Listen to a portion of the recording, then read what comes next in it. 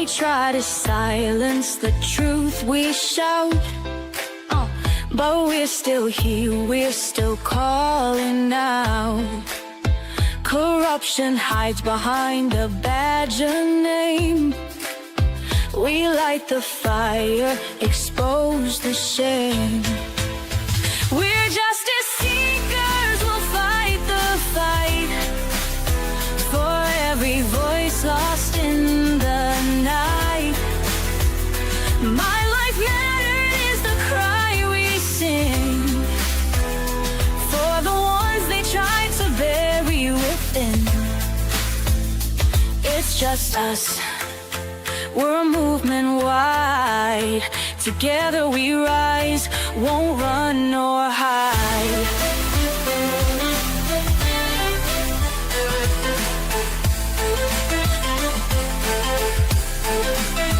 The stories echo, the pain runs deep. For stolen lives we can't just weep. Elected power, but their hearts are cold. We'll bring the truth, let it be told. We're justice seekers, we'll fight the fight for every voice lost in the night. My life mattered is the cry we sing for the ones they tried to bury within. It's just us, we're a movement wide. Together we rise, won't run nor hide.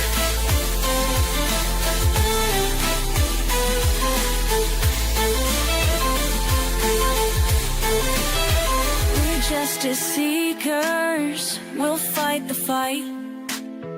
The heroes undo the harm.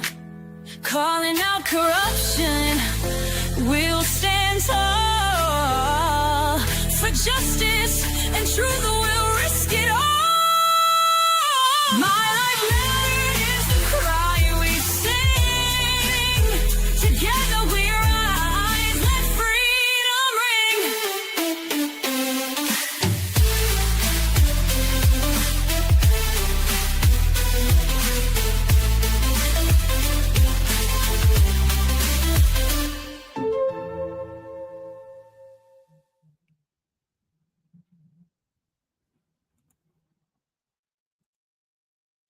Hello, good evening, social change warriors and justice seekers. Welcome to another night of Friday Night Lies. I am Catherine Felton Page, your host and founder of Social Change Warriors, and this is our night where we're breaking down the witness testimony of selected witnesses that we have chosen to check out their testimony from the first Karen Read trial, where we are hopefully going to get justice. And let's not ever forget this, that while we are trying to free Karen Read, those of us that believe she's innocent, there is a man who died, and he was a police officer, and he was an uncle and a brother and a son and a father to many kids that he befriended, and they enjoyed his company, and so many people enjoyed his company. He was just a good person. Now, we can say that only because we've learned this secondhand and third hand and fourth hand, but by all intents and purposes, John was the good guy. He was a good cop and a good human, and he didn't deserve to die in the snow on that terrible cold morning by any means, by anybody's hands, whether it was an accident or not. He didn't deserve it, right? So we want justice for him. And when we get justice, we get the right person, first of all, arrested, which we don't believe we have. And then we get that person hopefully convicted by a jury of their peers, because the defense did an awesome job getting this person off, or they did an awesome job convicting the person. The prosecution did an awesome job convicting the person who did it.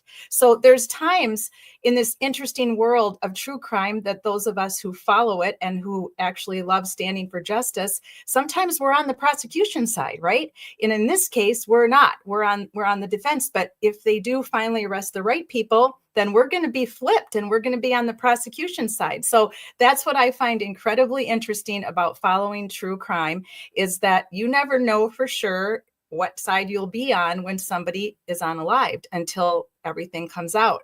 And then you have to choose, who do I believe if the evidence isn't clear or if the person hasn't pled guilty or admitted to it, right? So we are looking at the witnesses from Karen Reed's trial number 1. This is our 9th week, believe it or not. We've been doing this for 9 weeks. And I thank every one of you that's been on board with me, helping me sort through these witnesses, calling them out if they lied, saying, okay, great, they told the truth here. Hey, they were a little evasive. Maybe they're a mix of all three. We have yet to have one of the witnesses that we've listened to, because we did not listen to, I am going to pronounce their name wrong, so I'm just going to go by their heritage, but the lovely couple that was friends with John, who are Greek. And I think if someone wants to help me sound that one out, because I do not want to butcher their last name, but it does start with a K, that I do know. We did not show their testimony, and we know for sure they told 100% truth. So we could have watched it just to make ourselves feel good that somebody got up there and told the truth. But we have been watching the witnesses' testimony that we believe told maybe a sprinkle of truth with a little bit of evasion and some lies. And that's who we've been concentrating on. So I thank everybody that has been showing up with me on Friday nights, and we just hang out. We're relaxed. We're chill. I did not get a pizza tonight, guys, and I'm not drinking Diet Coke. I'm done with it again. I've taken it off my list. It's too bad on my stomach at my tender age of 62. But so tonight we're going to delve into that. But first, I'm pretty excited to tell you that in the last couple months, I have been following a very interesting lawyer, attorney on Twitter X, who I thought has had some really insightful comments, and I've made a few back, and we slowly, surely kind of got to know each other a little bit.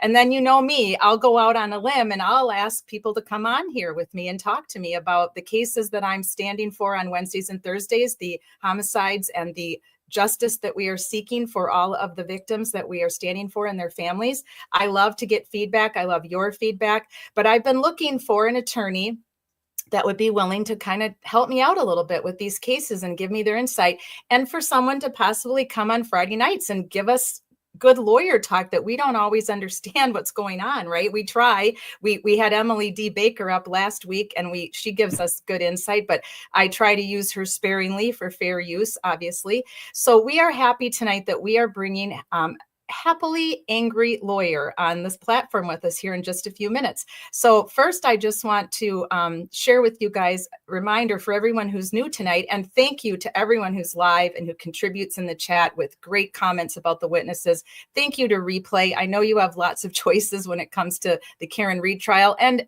all of your content that is now out there from many, many live streamers and content creators. So I appreciate you on the Replay so much as well. And please feel free to leave comments in that section where you can comment on the replay, or email me. I'll put my email up at the end of the night, or Facebook or Twitter. You can direct message me, private message me. I'm open to any suggestions, any constructive criticism, always.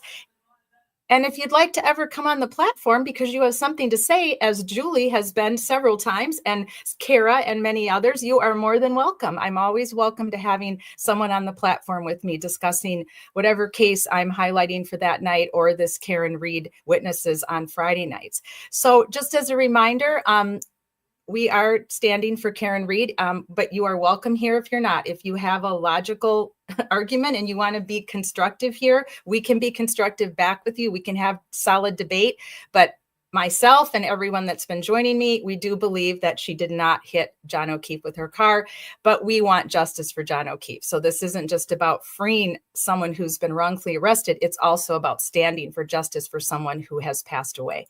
And that's what we're doing. And that's what we do at Social Change Warriors. I started Social Change Warriors 7 years ago in an effort to bring communities together to stand up against corruption in government in their towns, and to stand up against misogynistic behavior and racist behavior and homophobic behavior, and bring communities together where people try to understand what each other's lives are like, and that we all don't have to be the same, that it's okay to be different. And that's what I was doing with pre-recorded and in-person talks and speeches and pamphlets and flyers and things that I worked on with a lot of other amazing social workers. And then I decided to branch into this live streaming because of several cases I was following. Ellen Greenberg and Jennifer Dulos. both believed that they were unalived in a domestic violence homicide situation. And that is what it is turning out to be for poor Jennifer, who still has not been found. And now we know there's no doubt that that's what happened to Ellen. So those two cases really prompted me to want to live stream for victims of domestic violence homicide and stand for their families and help them get justice. So that's how we got started. But I always sprinkled in a little Karen Reed because I really like talking about the case. I want to fight for her justice, but I didn't want to live stream about it every week because there were so many people that had already been doing it in her home state of Massachusetts, and you know who they all are. And I didn't have any desire to try to like one up them, which I couldn't do anyway. But I just didn't want to be in that whole atmosphere. I enjoyed going to their shows. And then things started kind of going sideways for a while because, as you all know, there was conflict between Sean on the golf and Aiden. And so I unadvisedly, because some people told me not to do this, I stood in the middle on that because I see virtue in both of them. I see mistakes made by both of them, and I made that public. So I got some backlash from that, and some people stopped following me, and some people don't really follow me at all anymore because I did that. But that was my choice and that was my gut. I always have told you since I started live streaming in August that I am an honest person.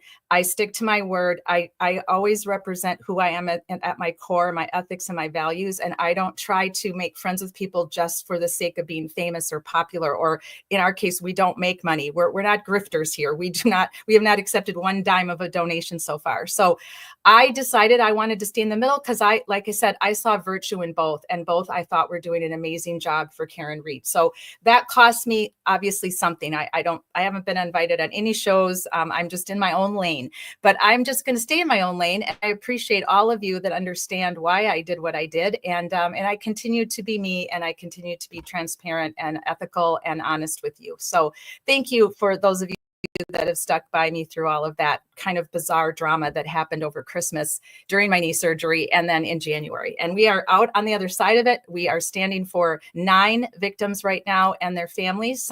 We are actually working with the families on the ground, and we are just happy to be here. So I would like to bring up our guest tonight, who is very gracious to join us. And I'm going to let him introduce himself here, and I'm just going to take down, put him up in a equal position so you can meet. Yeah, so I'm Jim, and thank you for joining us tonight. Yeah, happy to be here. Thank you so much. Tell us a little bit about yourself. Yeah, so my name's Jim Robichaux. I started tweeting a few months ago in connection with the YSL trial. Yes, that's where I first saw you. Absolutely.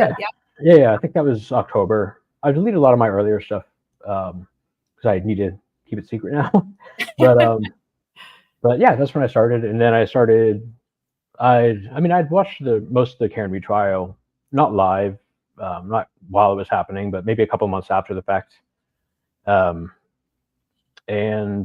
then I started to watch the new hearings, I don't know, maybe a month ago, whenever the new pretrial hearing started.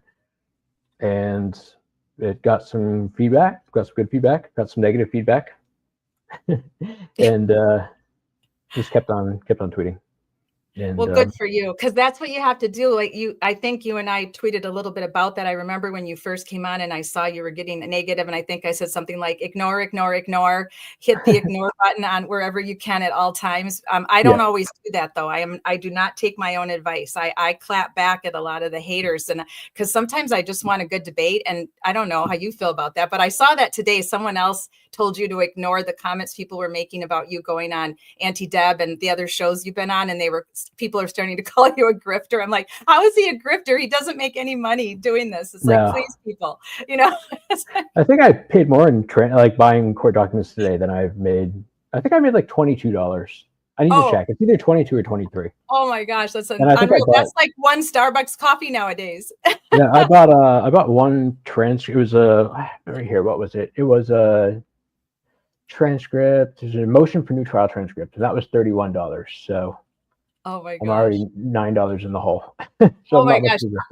I'm way more in the hole than you. I'm up in like the 500s, I think, now in the hole. I think Oh, total, because I made a ton of posters and flyers for Karen Reed when I was in Madison over the summer, and then I've done more copying of those for here in Florida. And then of course you pay for StreamYard. You do, I got the whole budget, but yeah, I'm definitely in at least $500 at this point for sure. Yeah. But I I'm- was called a grifter too for making friends with some of the bigger names in Free Karen Reed. It's like, I'm just a friendly person. I enjoy people and I like meeting people. And I never, ever set out from day one to be famous in the Karen Reed movement, because I don't really think there's room for that anyway. This is about a woman going to jail for an enormous amount of time and a man is dead. So it's not about me. It's not about anybody. It's just about a lot of people that agree that she's innocent and want justice for John, right? Yeah. I'm just trying to figure out what happened.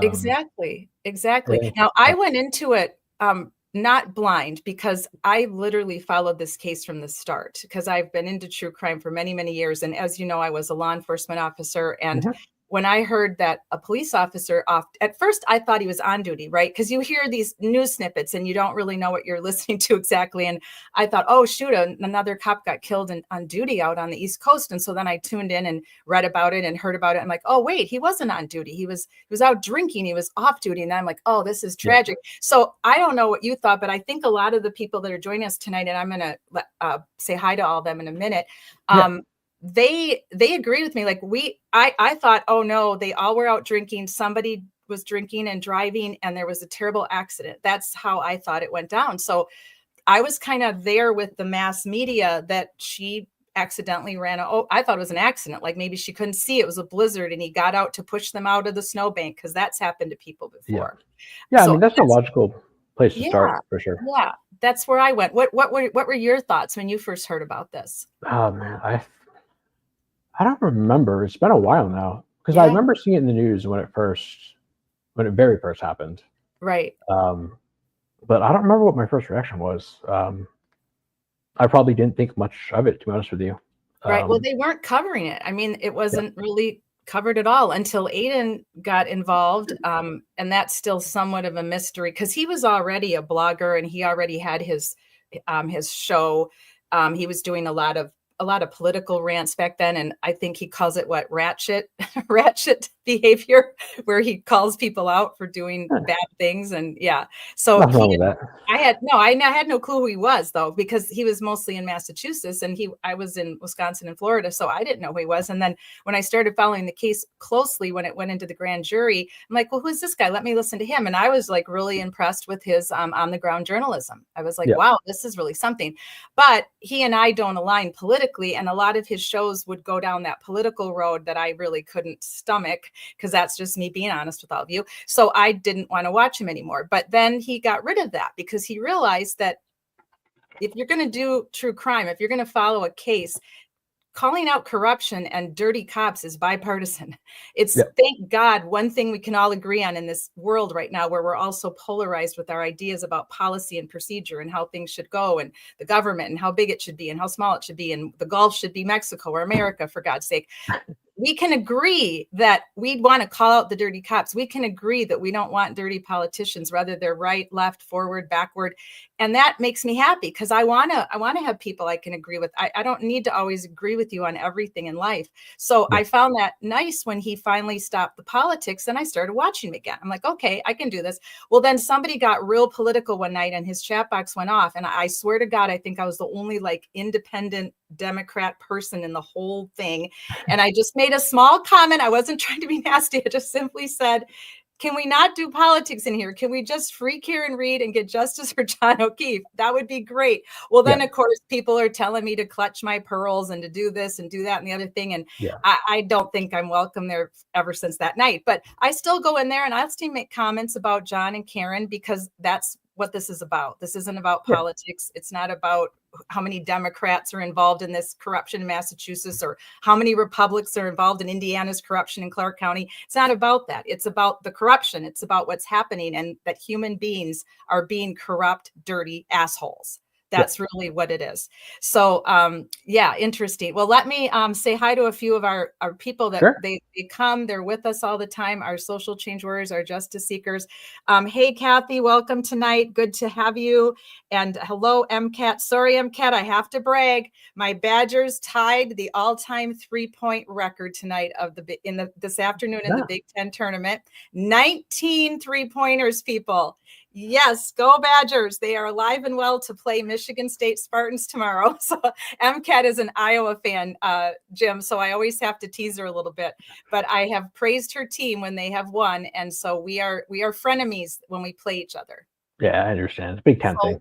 Yes. So welcome, MCAT. Hey, Sherry D, welcome. And thank you. You're always so sweet and complimentary. And you are super wicked smart. I love the stuff you pick up on the testimony watch. So I'm so glad to see you here tonight. Hello, Julie. Great to have you. Julie has done some amazing experiments that we're going to talk about a little later when we take a short break.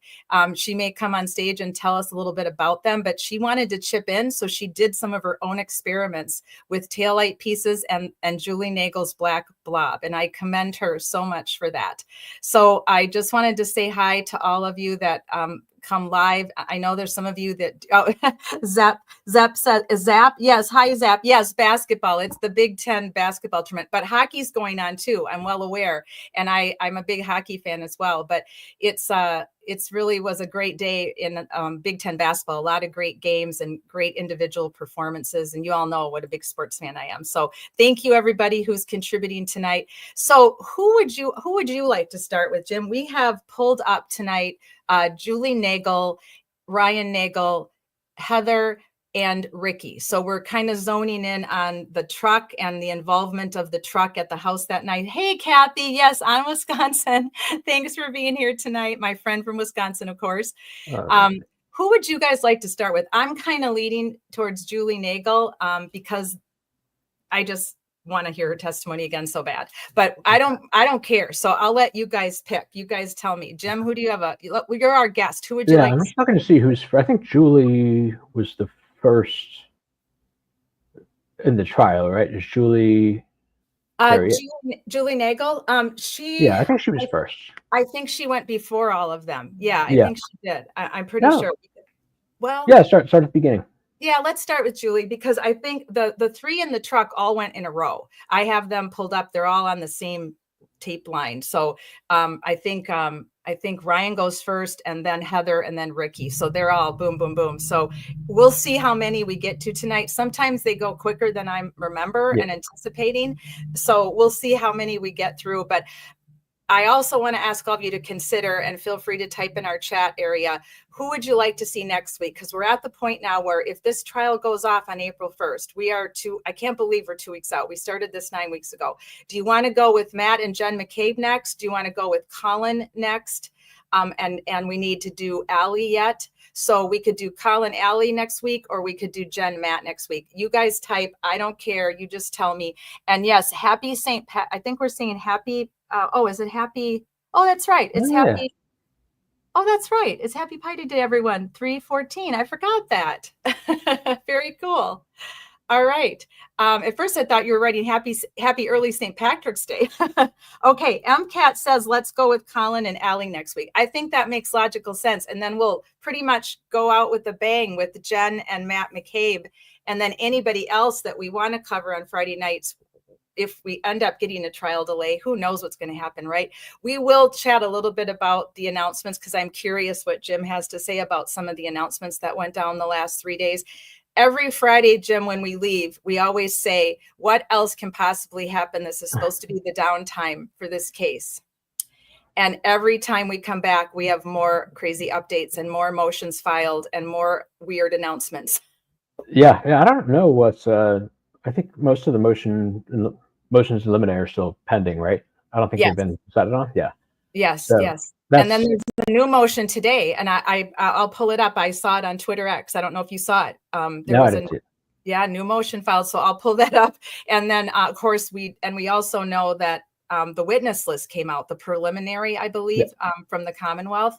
It's quite long, so they're going to try to swamp the jurors again with too many people and too many words, and they're not going to let them look at the transcript. Yeah, I mean that can backfire. jurors are usually smart and pick up on that stuff. They can tell when you're throwing stuff at the wall and seeing what sticks. Oh, they can. Maybe Yeah. maybe not always, but Yeah. I think that jurors can be more perceptive than we give them credit for. Oh, sure. I mean, they are our peers. They could be us. I mean, I can't be a juror because I was a police officer. I've never been called, and you can't be a juror, I don't believe, can you?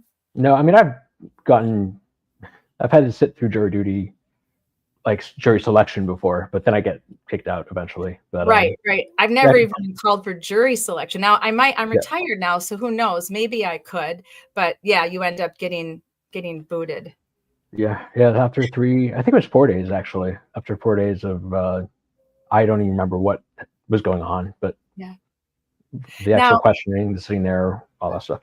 Have you been on the fence at all during watching this trial and participating? Have you been on the fence, or have you been leaning one way or the other yet? No, I mean, I think the only question is whether it's innocent or not guilty. The investigation was so botched. Yeah. To the extent there was one. Yeah. That guilty never really was in the question. But yeah, right now it's just I'm on the fence between not guilty and innocent, I would say, because like I don't know exactly what happened, and yeah, there is a certain amount of logic to driving in reverse and hitting somebody, but I don't know. Waiting to see. Right. Have you had a chance to watch when Aiden, he actually drove in reverse in front of the house? He tried to get his car on solid.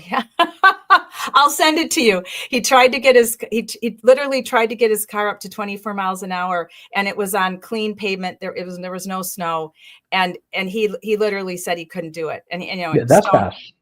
Going backwards, that's fast. That's what they're saying. That's what they're saying she did. And I don't buy it for a second. I've had to drive in reverse. I've had to go through police training, where we have to drive in reverse, and we have to, it's as if it's a scenario where you've suddenly got an all on board call and you're driving in one direction and you're supposed to go the other way. And they teach you different tactics, how to make that turn as fast as possible, or if you have to back up to get out of a situation you're in for your own safety and for other safety. So I know what that's like. I know what that feels like. And I mean, you're talking about the snow was coming down. It wasn't a blizzard yet, but she had been, according to them, because they're hammering in on the 9 drinks. She drank 9 drinks. So there's just no way in my mind that she physically could have done that without ending up in Higgins' Jeep that all the witnesses are telling us was parked in front of the mailbox, that people conveniently are forgetting now that was supposedly there.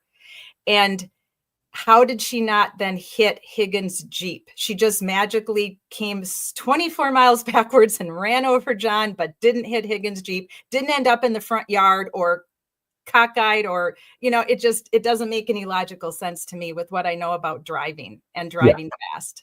I mean, even if seems like you almost slide, you'd probably leave a mark on the lawn just from sliding. If you go from 24, try to decelerate from 24 to a stop so you can then drive away. You have to imagine you'd leave some kind of marking on the lawn.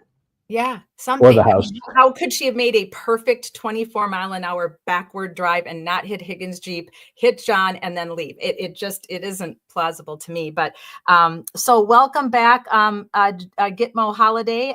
That foreman was an ex-cop. Yes, true. That's right. So I guess if once you're retired and you're not on duty anymore, I guess you could be approved for a jury. But I don't know. I'll have to ask some of my friends. I don't know any of my former officer friends that have ever been on a jury. Like Jim just said, you usually get kicked. So that's an interesting point. Thank you for reminding us about that. Julie says, what does the angry lawyer think about the trial getting pushed back? Things get pushed back so frequently. I wouldn't be surprised. It seems like, what do they have, 2 days next week or 3 days? I think 2, right? 18th for sure, right? Yeah. Mm-hmm. And I think she allowed for an extra day. Yeah, they're not going to get through everything. There's no way. No. They'll probably get pushed back. Either they'll add more days or they'll push it back. I have to imagine. How far? Well, I guess it'll depend on the court's calendar, right? Yeah, I don't know what our calendar's like. It seems like they're not in any real hurry based on how they're calendaring things. I don't know what our calendar looks like, but Yeah. Who knows what Judge Bev is up to? But let me see if anybody has any questions for you before we dive into the testimony. Zepp says, I can't see it happening, but here we are. Okay, yes, of course. So many things we've said that about Zepp.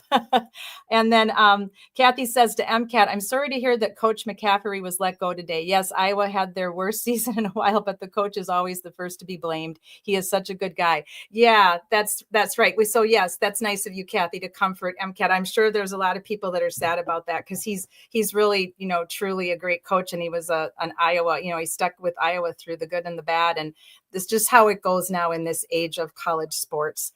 So Julie says he needs to measure 62 feet and drive in reverse. I did 50 feet and went about 15 miles per hour, which is a generous speedometer reading. All right, Julie, I forgot you did that test too. Well, this will be great when Julie shares with us. She's done quite a number of tests. Yes, for sure. And then Zeb says, at this point, I don't know if she hit him or not. I do know that there is not a case to convict at this point.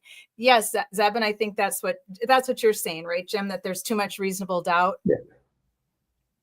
Yeah, I just don't know what happened. I have no idea. Right.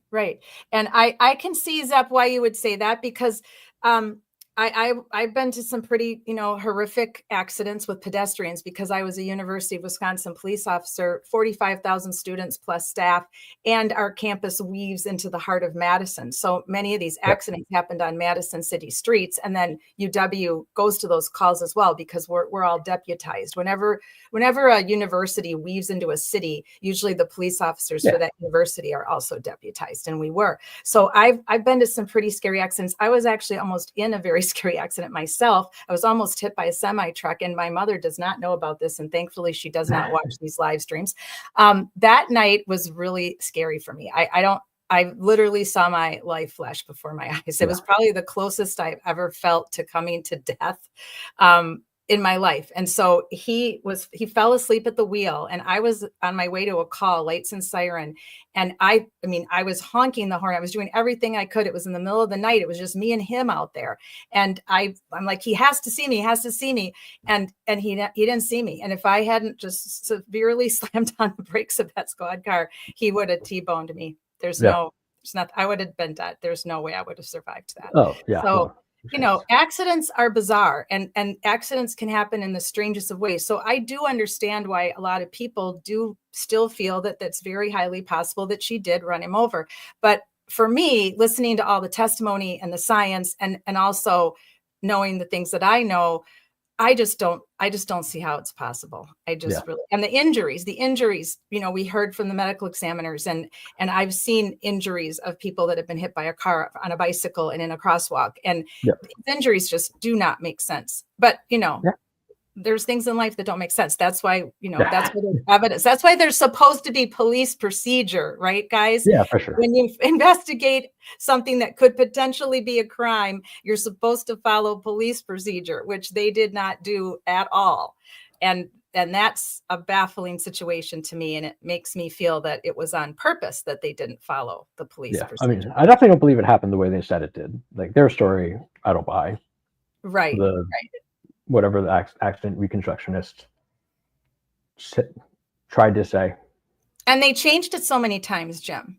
They've changed it so many times, what actually happened to him and how she hit him and where he was hit and where he flew and landed and the whole, well, we have to get to Trooper Paul at some point. We definitely have to get to him.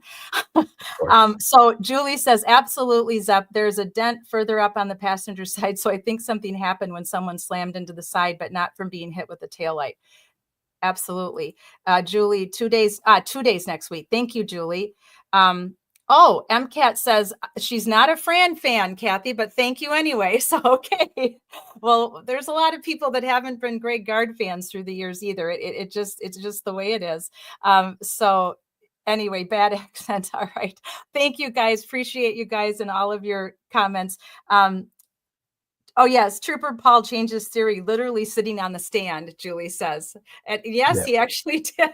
That was remarkable. That was very remarkable. All right. Well, thanks everybody for all your comments so far. And we'll pause, intermittently so we can discuss what we're listening to, and we want to get your opinion. That's why you're here. So Okay. I'm going to go ahead and bring it up to the stage. And we'll get started with Julie Nagel. I have not watched her. This is all fresh for me. Now I've only seen her the one time.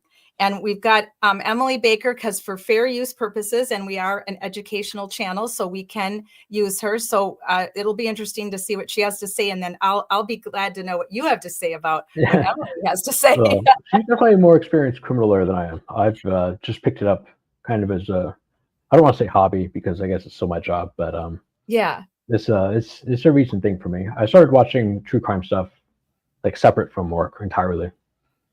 So That's I've just good, though, recently, 'cause that gives you a break from remind me what law that you practice again? I like insolvency. It's like bankruptcy and receiverships, and I also do some fraud, Ponzi scheme litigation, like with the SEC. Yeah, very interesting. Yeah. Well, then good. Then true crime gives you a little break from all of that. Yeah. My mom was in white collar crime and did some of that type of work as a paralegal for the Justice Department of Wisconsin. So after the cases were closed and over, she could share sometimes some of the unbelievable situations that she was helping to prosecute. It was just insane. Yeah. People there's always a new scam. They're never believable, but and how do these people think they can get away with this? That's what's so amazing, right? I don't think they think that far ahead. Sometimes it's either they don't plan it, like sometimes it's a business that's going under and they're trying to save it and they keep pushing the line further and further. Yeah. And then other people are just like, they have a gambling problem. It's rarely a well thought out, scheme. If you have the time, when I bring Ed Byers back on in a couple weeks, he is from Clark County, Indiana, former law enforcement officer, and he helped uncover a major corruption scheme there with the sheriff. Yeah. Do you know about that one? No, I don't. Oh, you'll be, it's crazy. It's unbelievable the amount of money that this man was able to abscond with. And some of his, he wasn't charged for some of it because it was past the statute of limitations. He'd been doing it for so long, and there were people above him that knew about it, and they just looked the other way. People below him looked the other way. And Ed was part of this charge. They led this charge to get him out, and people were reelecting him. And there were all these rumors swirling of what he was doing and corruption and embezzlement, and people still elected him. Yeah, I mean, usually you can reach back even irrespective of the statute of limitations if it's fraud. But if people just actually knew about it, then you're going to be bound by the statute of limitations. That's surprising. Yeah. And there's been very few arrests. He's in jail now. He took a plea. His wife's been arrested. His daughter was arrested. I believe that they gave her a very light sentence, which was people were very upset by that. I think his wife took a plea deal, and now they're looking into some of the people that were under him. So Ed's going to come back on in a few weeks. You'd really like him. He's super interesting man. He has a PhD, and he's just fascinating what he's done in his career in law enforcement. And then his stand to try to fight this corruption was really gutsy, and it lost him some friends. So, but he was willing to do it, to call out the corruption. So, all right, here we go, guys. Let us add to the stage. Let's see, we're just going to remove. Oh, I got to remove the other media. Got it. There we go. All right. Here we go. You guys let me know everything audio is working okay. Just type "we can hear" or yes in the chat for me. But her being outside talking to her brother would be really helpful if they saw the other SUV. So I'm interested to hear from her and her brother. You guys can hear this okay then? So let's resume. Sorry, didn't even pause. There we go.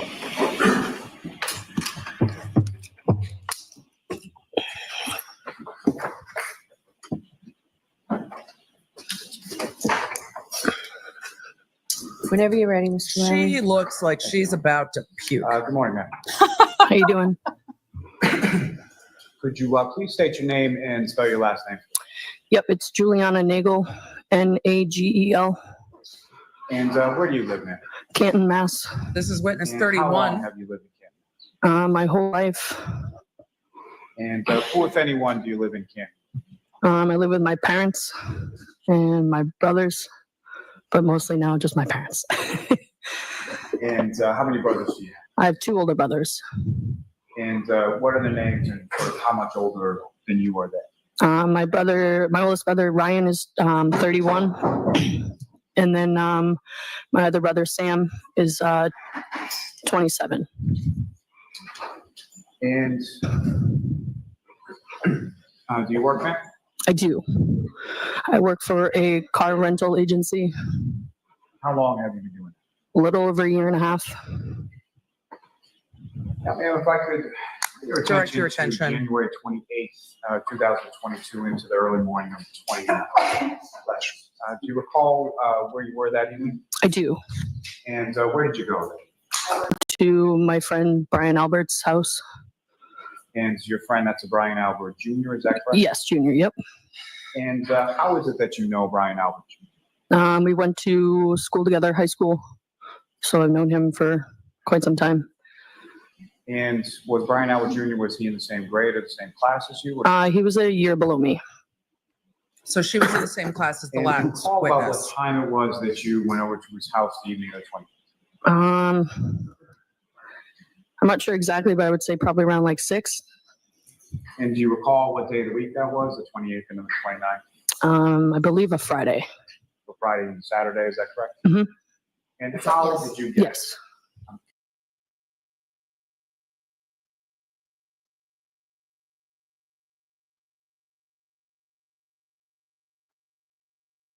I think you've muted.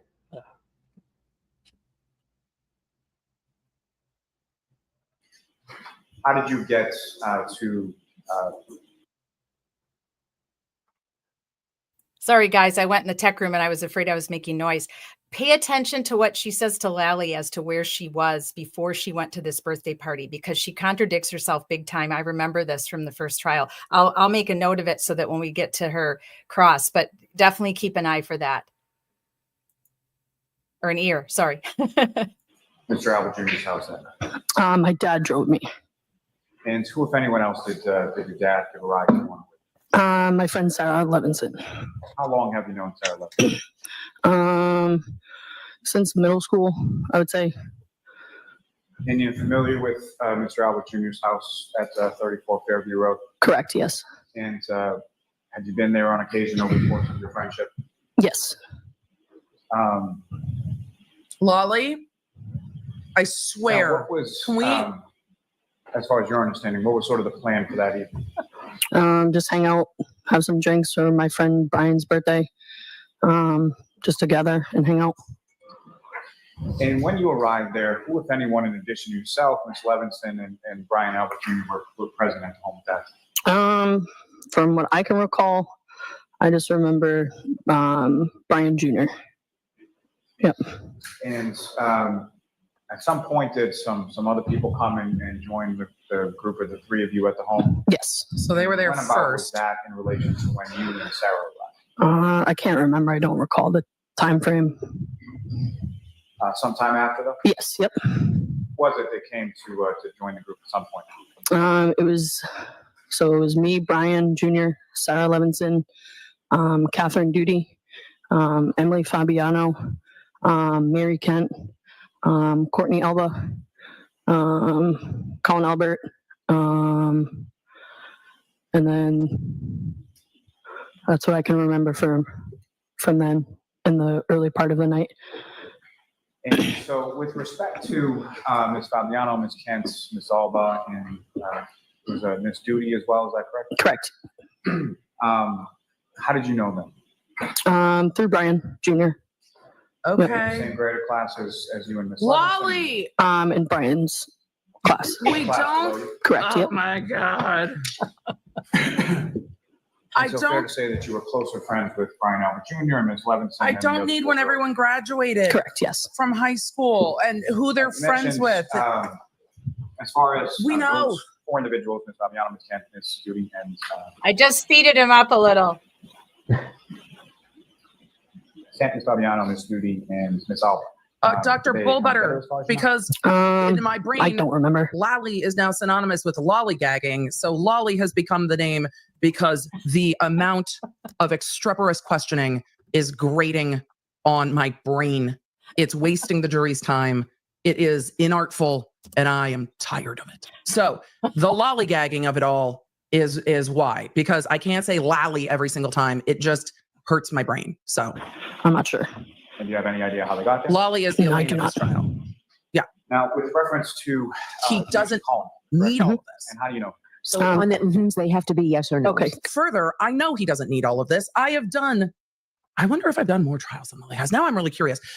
But he does not I need bet all of she this. has. He just doesn't. You can get to the point. Got it. So what was that answer?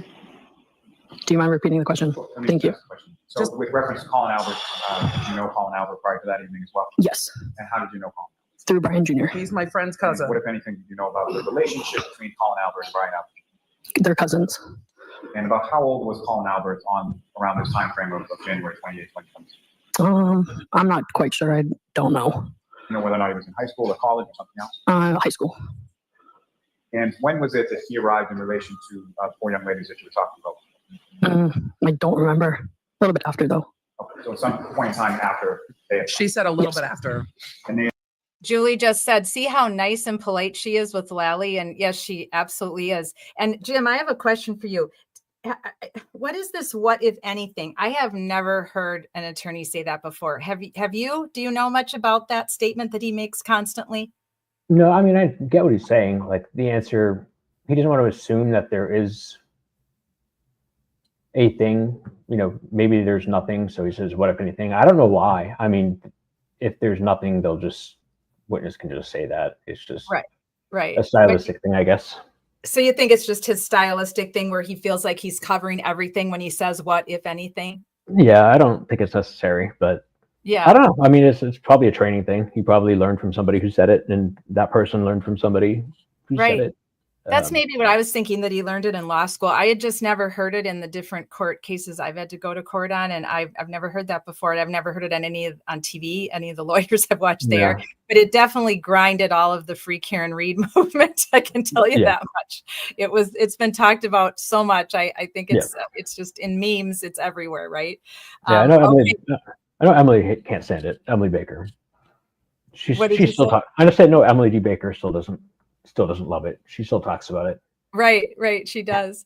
All right. Thank you. I just wanted to pause a minute to say what Julie had to say and to ask you those questions. being arrived after you, is that correct? Correct. Yep. And over the course of the evening within the Albert house, where is it sort of within the home that you and sort of the group were congregating? We're mostly in the dining room area with the kitchen. It's like an open floor plan a little bit. And do you recall what specifically, or just generally speaking, what you were doing while you were hanging out and celebrating Brian Jr.'s birthday? We got some food ordered from Deanie. Chris just Albert's hanging out, pizza place. drinking. That makes sense. That's mostly, that was it. Where else would you get Recall pizza any from music but playing the or uncle's anything like pizza that? place? Yes. And how was that sort of set up? Or how Was there a band? What was it? Yeah, I can mostly remember it being set up from the overhead speakers in the kitchen, like in the ceiling.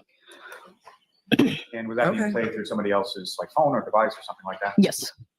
And do you recall Not a who was Bluetooth speaker. sort of in control or who was controlling the music? I believe it was Caitlin Albert. So this will be And later. So prior to, at this point in time that you're talking about, sort of the initial with, was Caitlin there at that point? Yes, she was. I'm sorry, during the point in time when it was yourself and Ms. Levinson, the other. Lolly, the kids all got there. And by kids, I mean the young adults all got there. Caitlin was there. Everybody else was there. They got picked up to go to the waterfall. They left. And then later they came back. I think she's talking about before they all left the waterfall. Or young women that you were talking about, Colin Albert, was Ms. Caitlin Albert there at that point, if you recall? Not at that point, no. So that's what my question was Okay. in relation to that time. Well, if Lolly, anyone It was a bad I- question. Okay. No, not at that time. I don't remember. They were there, then they left, then they came with back. respect to, now, obviously you were there and you were drinking, people were drinking, correct? Yep. Do you recall sort of what people were drinking? I know at the time I was drinking Michelob Ultras, but mostly just White Claws beers from what I can remember. The famous White And is Claw. anyone within this sort of initial group that we're talking about here drinking any more or less than anybody else? I don't believe so, no.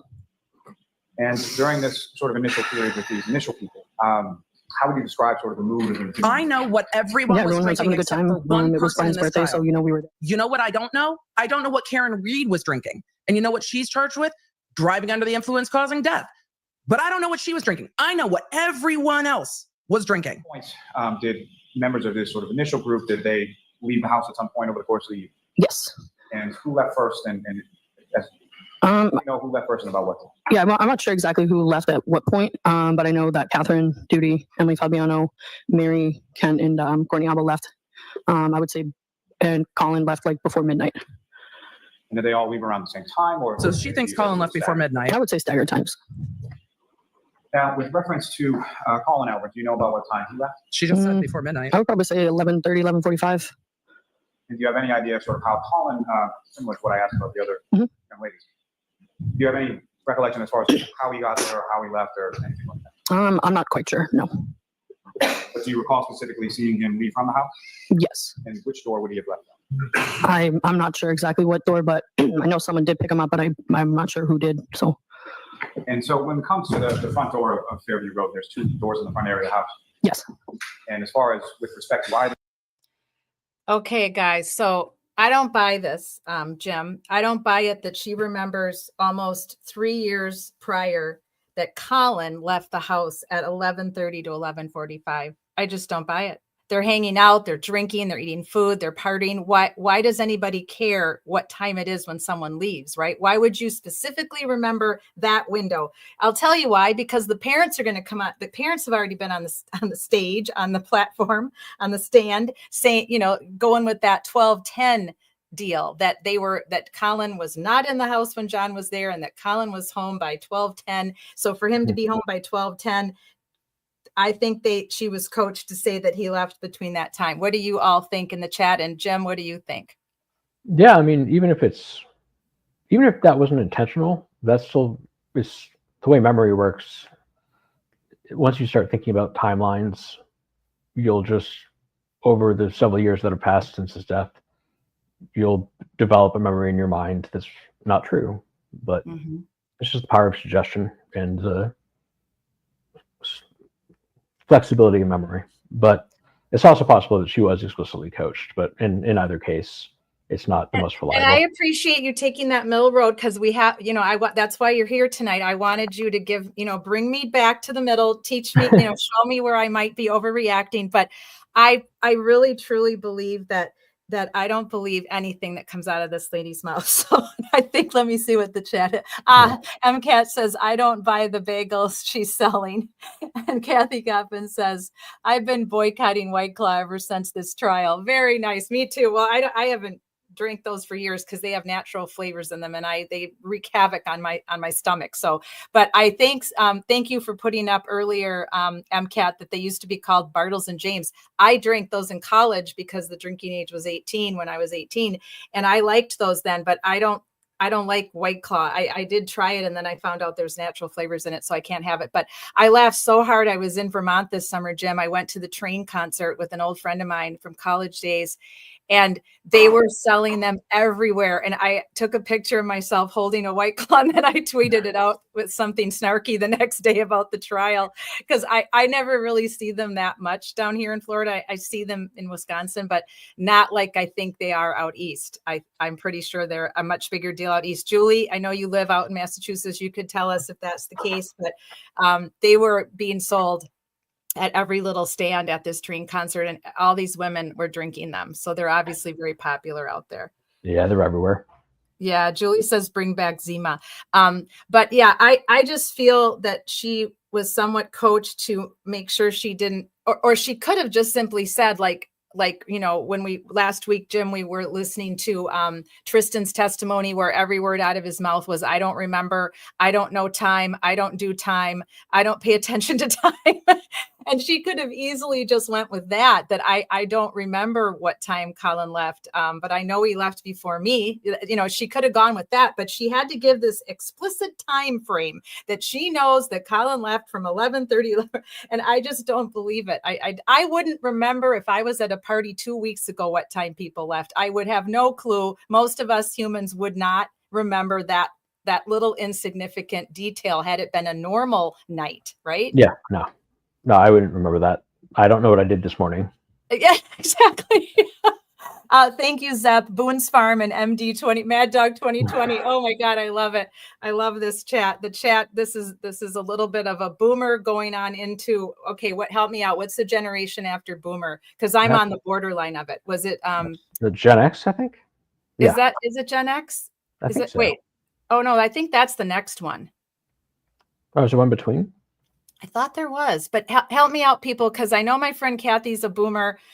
X. Yes, thank you. That you're right, Jim. It is X. Okay.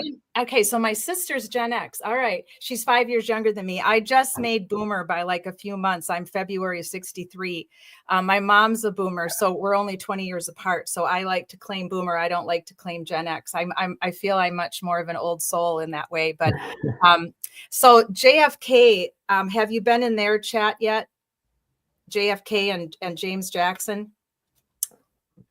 They are live streamers out of Boston. No, I don't know them. They're interesting. JFK is a musician, so he includes a lot of music, and they have a lot of interesting chats that they talk about, and they're all about Free Karen Reed and Justice for John O'Keefe. And they started this boomer love thing because of some comments that were made in Aiden's chat about people of my sensitive age, 62. And so then all of a sudden, all this boomer love started coming out. So now that's like a hashtag boomer love. So I love to welcome all of those that are boomers like me. And we are very smart, intelligent, independent individuals, and very proud of our generation. So that's how that came about. And most of these things we're talking about that we talk about in the chat that have to do with music or alcohol that we were drinking or things we were doing has to do with our generation or barely branching over into Gen X. Yeah. Okay. Let's go back to some more Julie Nagel. I just wanted to stop and kind of go over everything there for a minute. There goes two doors. You don't remember him leaving from some other door of the house, correct? Correct. So if he left, or when he left, it would have been from one of those two front doors? Yes. Now, at some point, at least after Ms. Candace Fabiano, Ms. Duty, and Ms. Alba left, did people that lived at the house or other people sort of come back to the house? Yes. And about what time was that? I'm not too sure, but I would say a little after midnight.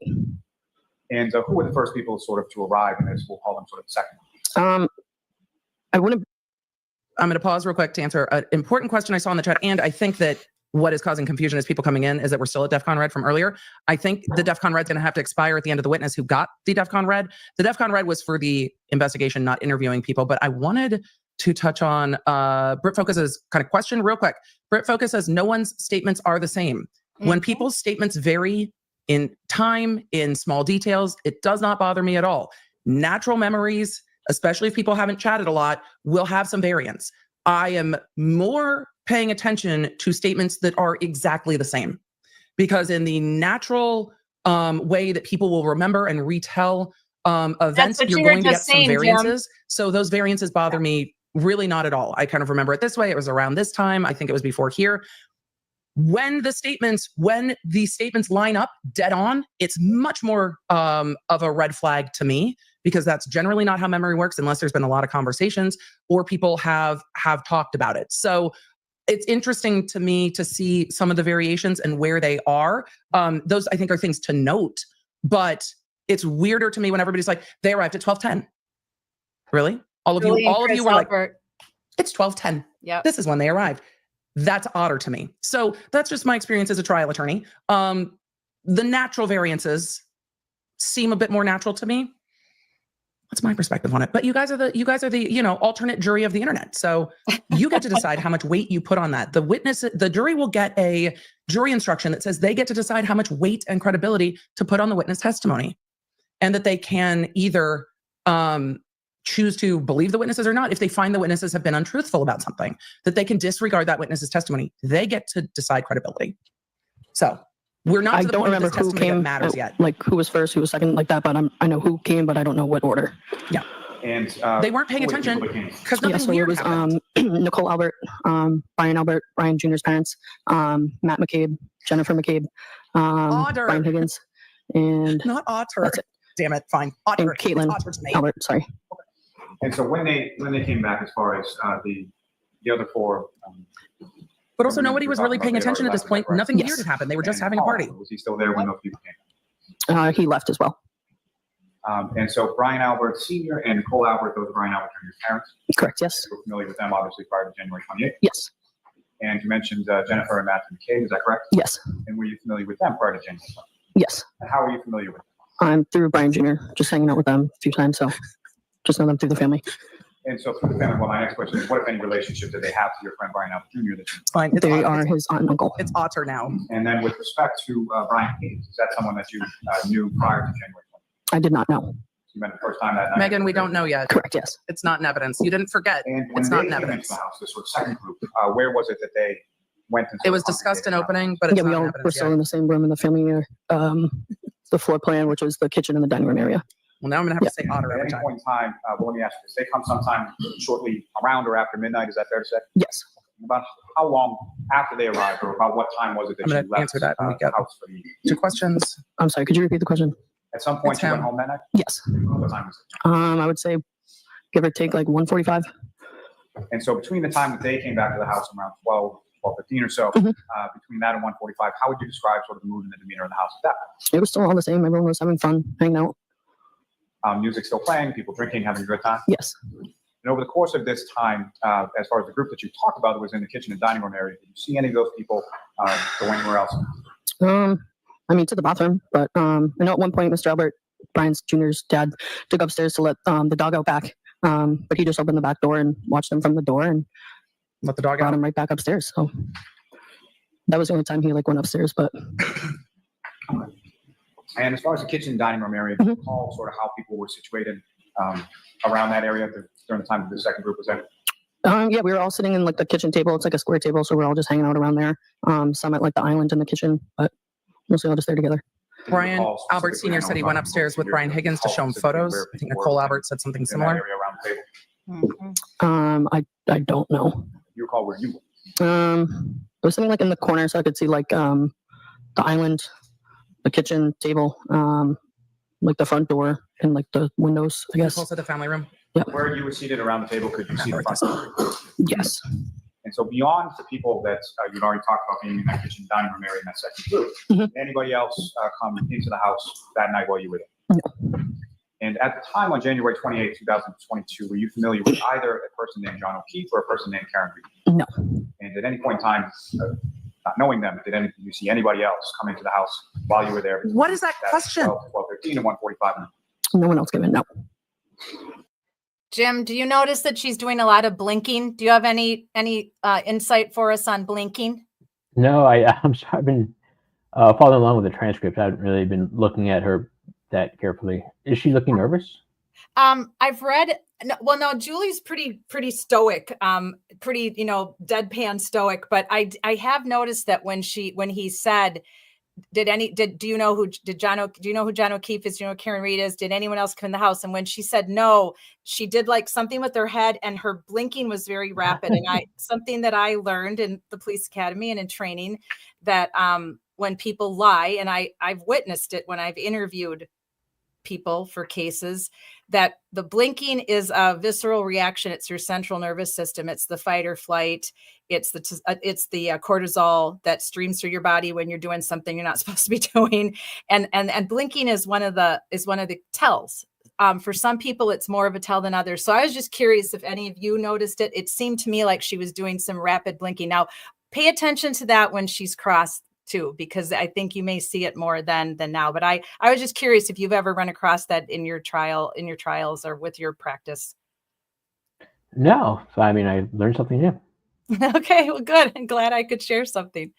All right, let's go back. Now, Chat, you're going to ask me, why can't Lolly just say, after the group from the waterfall arrived at 12:15, did anyone else come in? I don't know. He can ask that question. He's just not. He asked 7 different questions to get to between the time the group from the waterfall came in and you left. Did anyone else come over? who was sort of around you, where you were at the table? Immediately around you, one. I would say Jennifer McCabe, Sarah Levinson, Caitlin. I can remember like sitting at the table like with me. Yeah. Now, at some point in the evening, let me ask you this: what, if any, sort of plans did you have as far as how you were getting home? Yeah, I did text my brother to see if he could pick me up on his way home with his friend, just on their way home to come pick me up, which they did. Which of your two brothers was that? My brother Ryan. So you texted Ryan to see if he could come pick you up? Yeah. And did you have to give him an address or anything like that, or how did you explain to him where you were? I just said I was at Ryan Jr.'s house, if he could pick me up. Is that somewhere that your brother had picked you up from on prior occasions? Yes. And about what time, if you know, did you send that text to your brother about getting picked up? I'd probably say a little after, probably like 15 minutes after midnight. Yeah. And as far as the other people, This on that I'm second curious group that you were about. talking about. Me did too, Ryan Emily. get picked up with those other people there? Yes. And you indicated that your brother then came to the house at some point. Yes, he did. And about how long after you texted him did he arrive? If you know? I'm not quite sure. And when he arrived, did he come into the house or did he reach out to you in any way to let him know? He just texted. Oh, sorry. No, I'm sorry. Did he reach out to you at any point to let If his you know? questions were simpler, it Yes, would be he did easy, text ma'am. me We saying get that he it. was outside. Here. And, upon receiving that text, where did you go? I went out through the front door. Now, before you went out through the front door, what, if any, conversation, well, let me strike that as far as conversation, but what, if Lolly. anyone, did you speak to about the fact that you're Lolly, there are exceptions to the hearsay rule. There are some things here that would be appropriate for those exceptions to be used for. Why she chose not to go home with her brother matters. So could you maybe use the rules of evidence, use the hearsay exception, and explain it to us? Because you can do that. brother was outside of the house? Yeah, I just mentioned saying my brother's outside. I do remember someone or a few, I want to hear the answer first. just a few people saying, "Oh, just have your brother come in." So I went outside, and it was my brother in the passenger seat, his friend Ricky, and then his ex-girlfriend Heather. I asked them if they wanted to come in. Wait, who was driving? They said no. I'm going to let that stand. But next question. That explains. So you go outside to, Never has anyone been more happy that they did not get out of the car than this group of individuals. I think the brother's still going to end up testifying, but she said her brother was in the passenger seat. you go outside to where your brother was, right? Yes, And do you recall which of the two front doors you used to go outside? I used the front door. Front door is the one with the brick steps, is that correct? Correct. Yes. You come down the brick steps, go down the walkway. Do you recall how you came down to where your brother was? I walked down the steps through the little path, and then down the driveway. And they were parked right in front of the driveway. So they were parked right at the end of the driveway? Yes. And what kind of vehicle was this that you came up to? It was Ricky's pickup truck, a Ford F-150. And you mentioned that there were three people in the truck, is that correct? Yes. Where were they seated within the truck? She said Ricky was that- driving his truck. Ryan was in the passenger seat, and then Heather was in the back seat. She already said that. You mentioned that Heather is Ryan's ex-girlfriend, is that correct? Correct. Were they dating at this time? At that time, yes. How long have they been dating? Why'd they now break with up? Did they regard unfollow each to, other on Instagram? Did anyone get blocked? Ricky is someone who's a close friend of your brother, is that correct? Yes. You know him pretty well? Yep. As you get to the truck, do you recall how it was that you were speaking to your brother Ryan? Was it through an open window? Did you open the door? Or how were you communicating? He rolled down his window. And when you came out to the truck at the end of the driveway, what, if any, other vehicles did you see in the area of the house on Fifth? Well, before when I went outside, I did notice another vehicle before my brother pulled up. So you had gone Wait, outside were you outside before your brother pulled up? or Ricky had fully sort of parked the truck? No, he was like fully outside already, and then I went out, and it was just Ricky's truck. And so at some And point later, where's there- Higgins? Lolly. Where's Higgins? She was looking out the window, waiting. You're not listening to the answers. She was looking out the window, waiting for her brother to pull up. It sounds like because she saw another vehicle. Or she saw the other vehicle pull up, thought it was her brother and looked. And then when she got the text, went outside. But you didn't clarify because I don't even think you heard what she just said. But she at some point saw another vehicle. We need to know what she saw and how. Because it seems she saw it before the text. Why was her attention drawn to the outside? Thank you, another Emily. vehicle that came up? Prior. Right. Okay. Correct. And can you describe that vehicle for the jury? So what did it look like? What kind of vehicle was it? Yeah, it was a black SUV. And had you ever seen that vehicle before? No. This is And, actually important. You go up to the truck and you're talking to your brother, is that correct? We're just going to Yes. skip over it. Now, with We're just gonna- regard to about how long period of time were you talking with your brother next to the truck? I would say maybe 3 minutes max. Not even. We have no timeline of when Karen Reed and John O'Keefe arrived at 34 Fairview. That's We have- right. Brian Albert Jr. saying he saw a black SUV when he looked for this individual outside. And now she's saying, before I went outside, I saw another car. But he's not going to. When are we following up on that? And did you invite your brother and his friends inside the house? Yeah. Okay, so before she goes on with this, I completely agree with Emily. And so here is the number one problem already with her testimony is that we know for a fact that after she leaves the stand, Jen McCabe and Matt McCabe enter stage right and tell us that Higgins' Jeep was in front of the mailbox. And now she's saying that all she saw in front of her brother and Ricky's truck, the truck they were in, was Karen's SUV. And when we get to their testimony, it's going to get very interesting about how when they first saw Karen's SUV. So it's important to take a few notes, kids, and remember all this, because for me, this is everything for the second trial. This is everything, because these three kids are not part of this. They innocently came over to give this woman a ride, and then she neglected to take that ride, even though she had just asked for it. So what happened to change your mind? And they have no reason to lie. I honestly don't believe that. I wasn't sure about Ryan, but I don't think Ryan lied. I don't think Heather lied. And I don't think Ricky lied. And we'll see this here real shortly. We'll see how many of them we get through tonight before we all get tired. But to me, this testimony of the three in the truck and what Brian Elbert Jr. was doing, peeking out the window, helping to alert Julie when her brother arrives, and Julie peeking out the window looking for her brother is everything important in exonerating Karen Reed. What do you guys think about that in the chat? Zeb says, the whole car shuffle, who was parked here, what was parked there, and why can't we get a more definitive statement from the investigation? Yeah, absolutely. I mean, that is, to me, one of the craziest pieces of the puzzle of all this. And for me, it's telling that it's that is the exoneration of Karen is with these young adults. That's just my opinion, more than the taillight, more than the body injuries, because these actually are witnesses. They are going to tell us what they saw and what they didn't see. Any comment, Jim?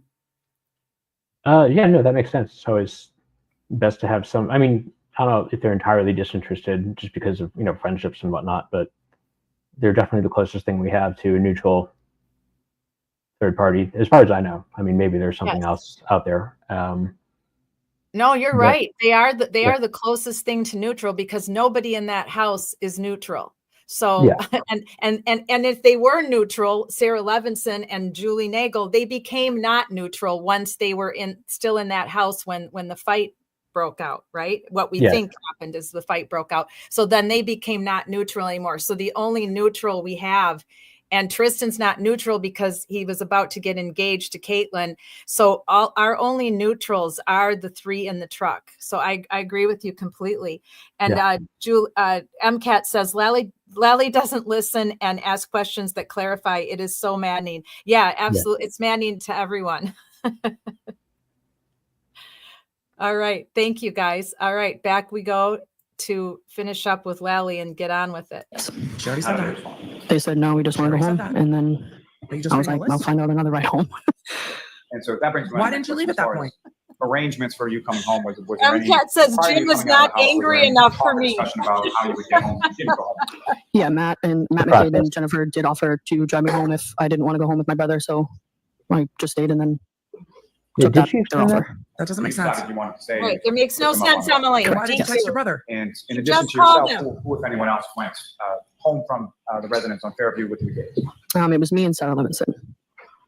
Now, if I could bring you back to that period of time when you're outside, the vehicle that you were talking about, where is that in relation to the pickup truck that Rick was driving? Well, it was like the SUV wasn't there when my brother was there.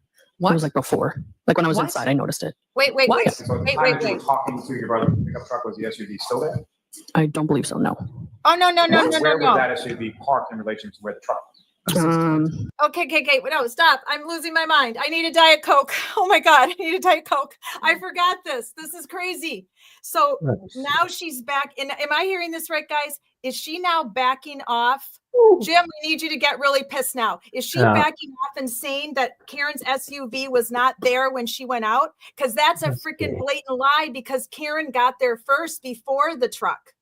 Let me see. So I'm looking back at it. It says, when you came out to the truck at the end of the driveway, what, if any, other vehicles did you see in the area of the house? It says, well, before when I went outside, I did notice another vehicle before my brother pulled up. So you had gone outside before your brother had. Lolly saying weird stuff. Right. Play part of the Lolly truck, saying weird no. stuff. When I went out, it was just Ricky's truck. Okay. So at some point later, there was another. Yeah, I don't know. This isn't clear to me at all. I know. Well, here's the thing. Okay. Chat, help us out here, my wonderfuls in the chat, our social change warriors and justice seekers. I'm positive she said there was an SUV in front of in front of Ricky's truck. Now she's saying it wasn't there. It was already. It hadn't. She is losing me right now. Like, okay, maybe she'll clarify herself, but. And then MCAT says other car was gone. And that's impossible because, we know it's impossible because they testify after her and they tell us that they met Karen Reed at the intersection and they let that black SUV go ahead of them. So Karen turned ahead of Ricky and arrived at the house right before Ricky. We know that for a fact. And they all testify that when they pulled up behind the black SUV. So I'm going to rewind her just a little bit because this is pretty important stuff that we're catching. I don't know if anybody else who's been doing trial review has caught this. Julie says, I think Julie Bagel is full of baloney. All right, I'm going to just rewind this just a little bit because this is interesting stuff here. Let me rewind just a little. There are exceptions to the hearsay rule. There are some things here that would be appropriate for those exceptions to be used for. Why she chose not to go home with her brother matters. So could you maybe use the rules of evidence, use the hearsay exception, and explain it to us? Because you can do that. Brother was outside the house. Yeah, I just mentioned saying my brother's outside. I do remember someone or a few, I want to hear the answer first. just a few people saying, "Oh, just have your brother come in." So I went outside, and it was my brother in the passenger seat, his friend Ricky, and then his ex-girlfriend Heather. I asked them if they wanted to come in. Wait, who was driving? They said no. I'm going to let that stand. But next question. That explains. So you go outside to. Never has anyone been more happy that they did not get out of the car than this group of individuals. I think the brother's still going to end up testifying, but she said her brother was in the passenger seat. You go outside to where your brother was, right? Yes, And you recall which of the two front doors you used to go outside? I used the front door. Front door is the one with the brick I love steps, that. correct? Correct. Yes. You come down the brick steps, go down the walkway. Do you recall how you came down to where your brother was? I walked down the steps through the little path, and then down the driveway. And they were parked right in front of the driveway. So they were parked right at the end of the driveway? Yes. And what kind of vehicle was this that you came up to? It was Ricky's pickup truck, of Ford F-150. And you mentioned that there were three people in the truck. Is that correct? Yes. Where were they seated within the truck? She said Ricky was that. driving his truck. Ryan was in the passenger seat, and then Heather was in the back seat. She already said that. You mentioned that Heather is Ryan's ex-girlfriend. Is that correct? Correct. Were they dating at this time? At that time, yes. How long have they been dating? Why'd they now break with up? Did they regard unfollow to, each other on Instagram? Did anyone get blocked? Ricky is someone who's a close friend of your brother. Is that correct? Yes. You know him pretty well. Yep. As you get to the truck, do you recall how it was that you were speaking to your brother Ryan? Was it through an open window? Did you open the door? Or how were you communicating? He rolled down his window. And when you came out to the truck at the end of the driveway, what, if any, other vehicles did you see in the area of the house on Fifth? Well, before when I went outside, I did notice another vehicle before my brother pulled up. Before were my outside brother before pulled your up, brother pulled up? okay, we're Or- stopping this. Okay, now she said it. Before my brother pulled up, I noticed another vehicle. All right, everybody's got that, right? All right. Ricky had fully sort of parked the truck. No, he was like fully outside already, and then I went out, and it was just Ricky's truck. And so at some point later, there was Lolly, she was looking out the window waiting. You're not listening to the answers. She was looking out the window waiting for her brother to pull up. It sounds like because she saw another vehicle. Or she saw the other vehicle pull up, thought it was her brother and looked. And then when she got the text, went outside. But you didn't clarify because I don't even think you heard what she just said. But she at some point saw another vehicle. We need to know what she saw and how. Because it seems she saw it before the text. Why was her attention drawn to the outside?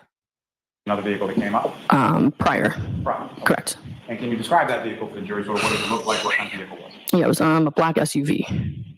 And had you ever seen that vehicle before? No. This is And, actually important. You go up to the truck and you're talking to your brother. Is that correct? We're just going to Yes. skip over it. Now, with We're just gonna- regard to about how long period of time were you talking with your brother next to you? I would say maybe 3 minutes max, not even. We have no timeline of when Karen Reed and John O'Keefe arrived at 34 Fairview. We have Brian Albert Jr. saying he saw a black SUV when he looked for this individual outside. And now she's saying, before I went outside, I saw another car, but he's not going to. When are we following up on that? And did you invite your brother and his friends inside the house? Yes. She already How said did they that. respond? They said, no, we just want to Sure, go he home. said that. And then Are you just I was reading like, the I'll list? find out another ride home. And so that brings me. Why didn't you leave at that point?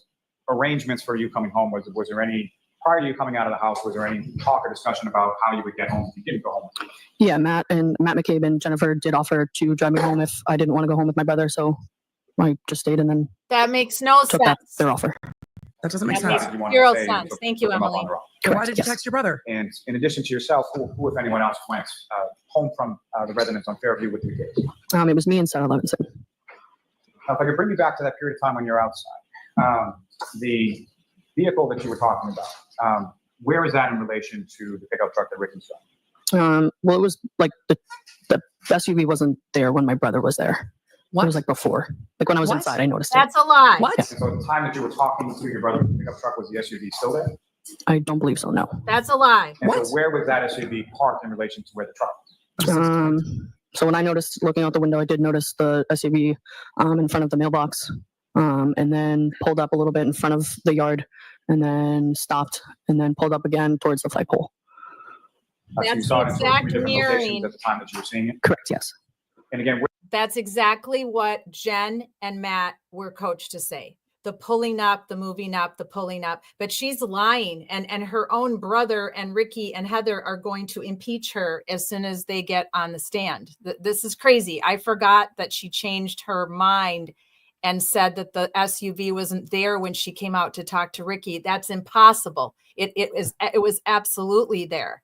This is crazy, guys. where were you in relation to the That's vehicle at the odd. time that you made these observations? I was inside at the dining room table, Why did you look looking up? out the window. What drew your attention? And at any point in time, did you see anybody come out of that? I did not know. And at any point in time, did you see any sort of, well, when you came out initially to, or when you were looking out and when you came out, do you recall anything about the weather and sort of what it was doing at that point? It Weathering. was, It was I weathering. would say like flakes of snow, a little dust on the ground. And so from the dust on the ground, from either the SUV or the pickup truck that Ricky was driving, did you see any sort of like imprints in the snow from tires or anything like that? I don't recall. You don't recall if there was that much snow or what it was? Correct. And as far as anywhere in and around where you had seen the SUV at either of the three spots that you saw it, did you see any sort of like footprints in the snow or in the ground or anything like that? And did you see didn't inside of the answer that vehicle, verbally. anybody inside at any point in time? No. And you never saw anybody get out of that vehicle at any of the three different points where you saw it parked, correct? I did not know. When you saw the vehicle parked at those three sort of separate She didn't say different parked. locations, was the vehicle on? Was it running, if you could tell? I'm not sure. No.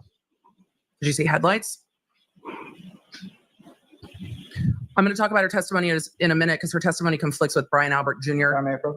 Brian Albert Jr. said that he saw the SUV by the mailbox and then up by the flagpole while she was talking to her brother outside. That's right. So the timing on it is definitely different than what it was. I don't know what he's approaching with. Photos he's showing the defense. That is his binder of Pay photos. attention to what the agency marks as exhibit 71, 72, and 73. Okay. Right now, I'm just going to ask you to take a look at those and look up when you're finished. And at some point, I may ask you to use this, which is the laser pointer. Press on that button and point it up at the screen. Okay? Okay. So first, if you could just look at 71, 72, and 73. The judge is also trying to see what's being shown to the witnesses, the court reporter. Notice all he said these were previously marked because the judge asked them to remark the exhibits.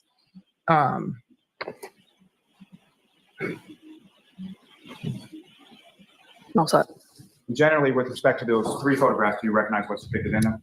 Yes. What do you recognize? That it's my friend Brian Albert Jr.'s house. Is that roughly what the house looked like at the time of January 28th, 29th, 2022. Correct. Yes.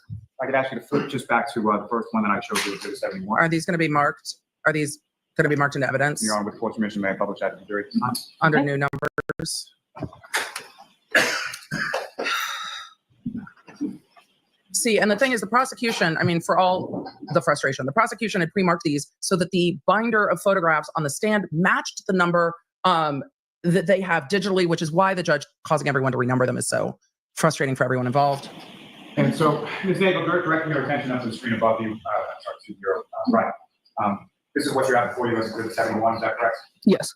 You could, using the laser pointer that's on the desk in front of you, you could direct the jury's attention to the door that you were talking about that you came out in order to come down and talk to brother. Yes. That one right there. Now, with respect to Ricky's truck, when you came out to speak with your brother, No one took measurements, Kimberly, so we don't know unless the defense did. The truck was parked. Bad lady, I still Right have it on the here. back end. Even when Nightbot says things, I can still see it. And with respect to that vehicle, Unless it's all in caps, but I can still see it. Where that vehicle was initially when you saw I can it, still is that visible in this photograph? Yes. Nightbot just reminds. Direct your attention where that. Thank you. If I could draw your attention to the next executive session to flip to Exhibit 72, and Ms. Gilman, if I can have that on. For those asking where Brian Albert's car is on all this, most people haven't mentioned his Jeep being Yes. there. Now, the second position that you indicated you observed that black SUV in with relation to the house, if you could, using the laser point, draw the jury's attention where that would be in this photograph. Objection, sidebar, Your Honor. All right. The defense is asking for a sidebar so they can argue. The judge told everyone to go ahead and stand up. What we're going to do is fast forward, which the jury can't do. So the empathy for the jury is definitely needed because, it's a lot. But at least the jury can see the lawyers' faces to see if they're annoyed or not. I guarantee you they're watching the lawyers' faces during those sidebars, and the defendant and the witness. So again, Ms. Nagel, directing your attention up to what's up on screen is Exhibit 72. You indicated in your testimony that you saw the vehicle from inside the house at 3 different points, correct? Yes. You indicated the first point in the last photograph is the second point that you saw the vehicle in. Is that depicted in this photograph? Yes. The timeline's hard to place. Just direct your jury's attention to that second point that you saw. Like midway between the If I ask you flagpole. to flip to the next exhibit, number 7. Lolly, are you not going to mark it for the record? For those of you that don't know what I mean, when the witness demonstrates something in court, points to something at court, doesn't.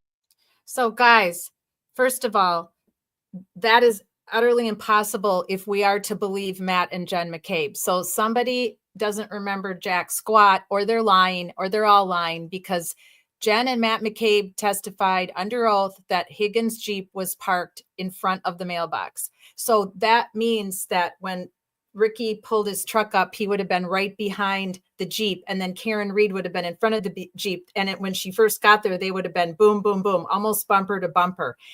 Also, when Brian Higgins testified, and we haven't gotten to him yet, he testifies that he left the house at approximately 12:30, which we know is absolutely not true, absolute bunk, because he didn't get to the police department on the surveillance there until approximately 1:30, I think, right? 1:40. So that Jeep would still had to have been there if it was ever there in the first place. So who's lying? And I believe it's Jen and Matt McCabe and Julie Nagel.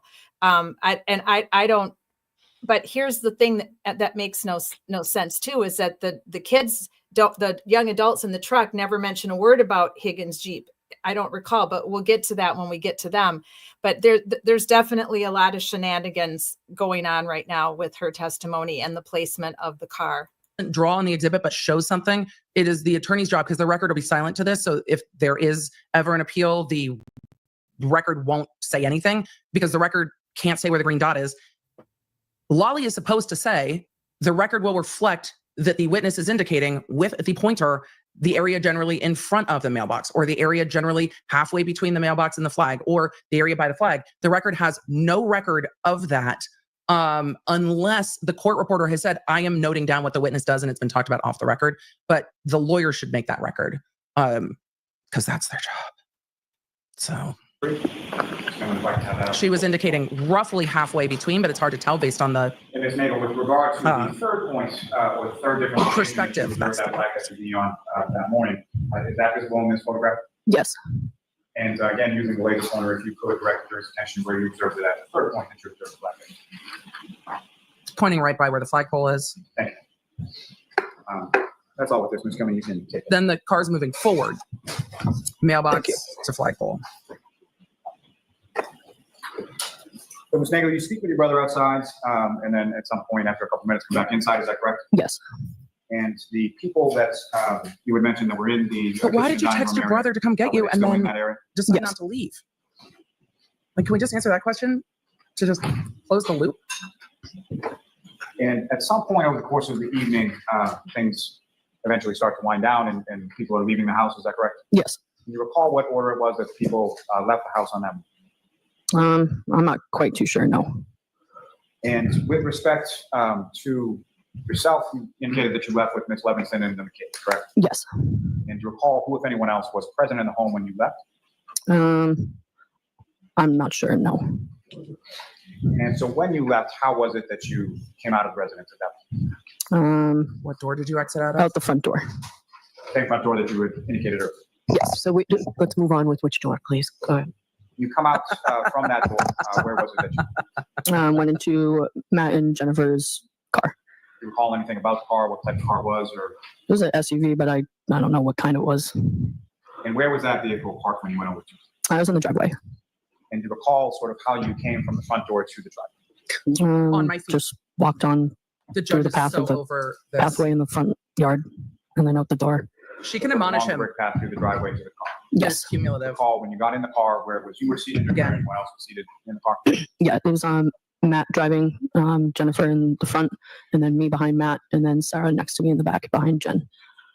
Now, after you get in the car, about how long was it before the car backs out of the driveway? I'm not quite too sure.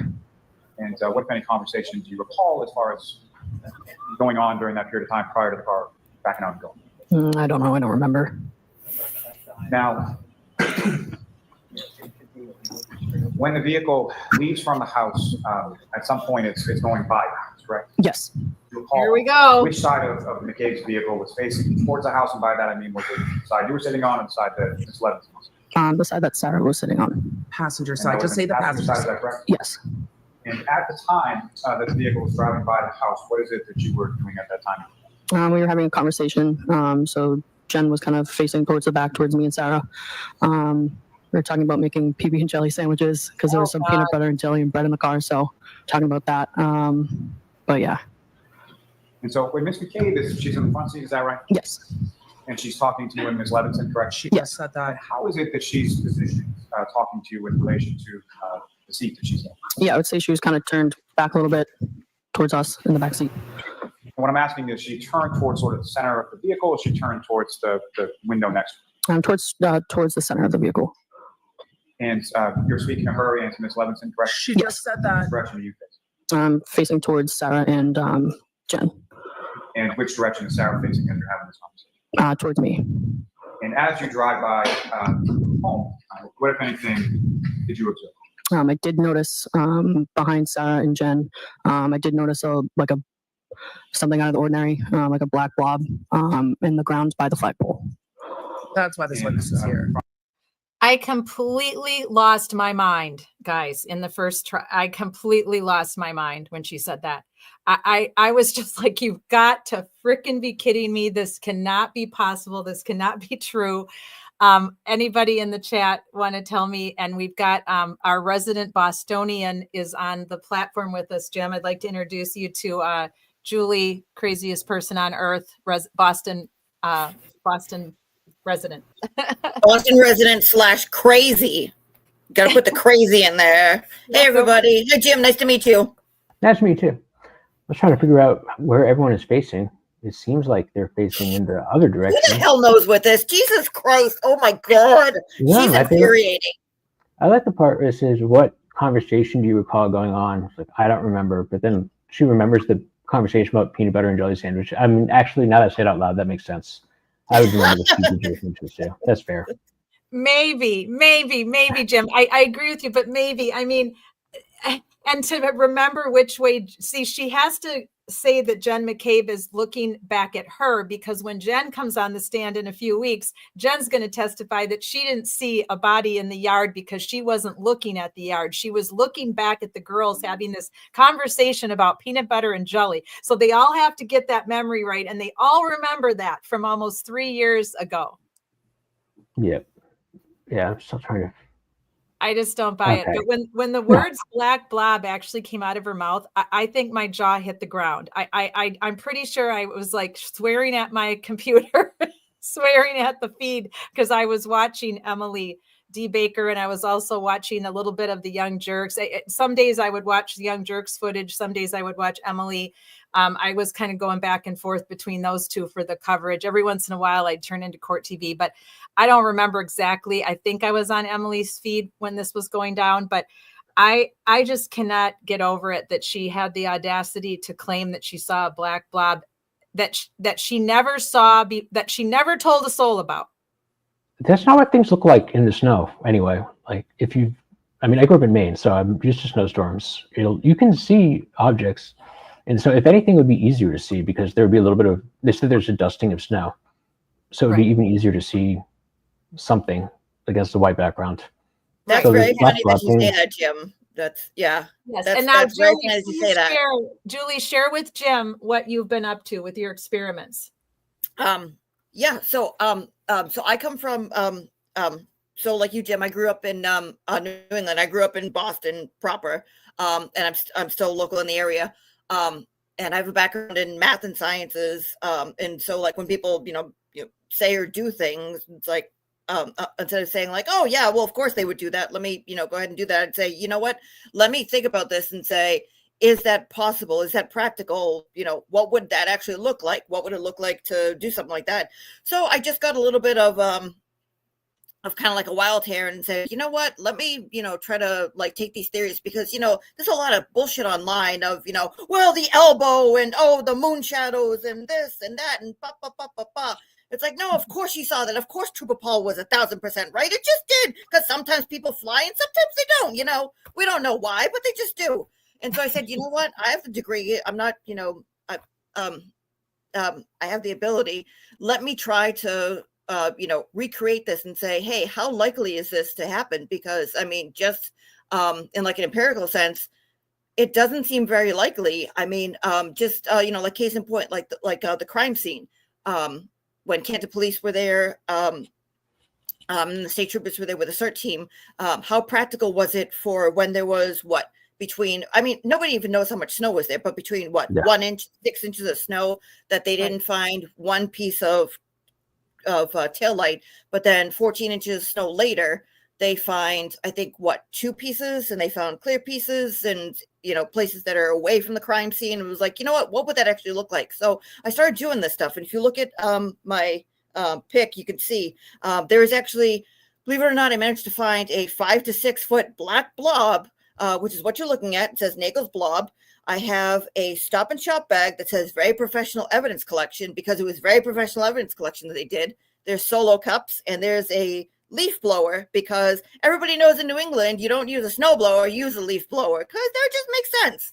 And if you go to the Canton Select Board meetings, they said, yeah, this is genius, absolute genius that they use the leaf blower on the crime scene. So I said, you know what, let me stage something. So I'll show you videos of what I did. But because everybody's been talking about the so I did a mock crime scene. And so if you look behind, there's caution tape, which again, I designated a crime scene, and I put crime scene tape up and said, hey, this is where there were, 2 possible crime scenes where there were 2 strikes, which again is leaps and bounds, what happened with the crime scene. Because if you look at what happened with, Gallagher with the crime scene, and then later with the CERT team, they didn't designate a crime scene. They didn't say like, here's the body, and we're going to set a perimeter, and we're going to keep we're going to keep an officer there. We're going to keep cameras there. We're going to have, an officer sitting in a car, drinking Dunkin' Donuts, and just saying like, hey, make sure nobody comes and goes, and just keep an eye on things. I had camera set up. I, kept checking when I did it. It was 15 hours.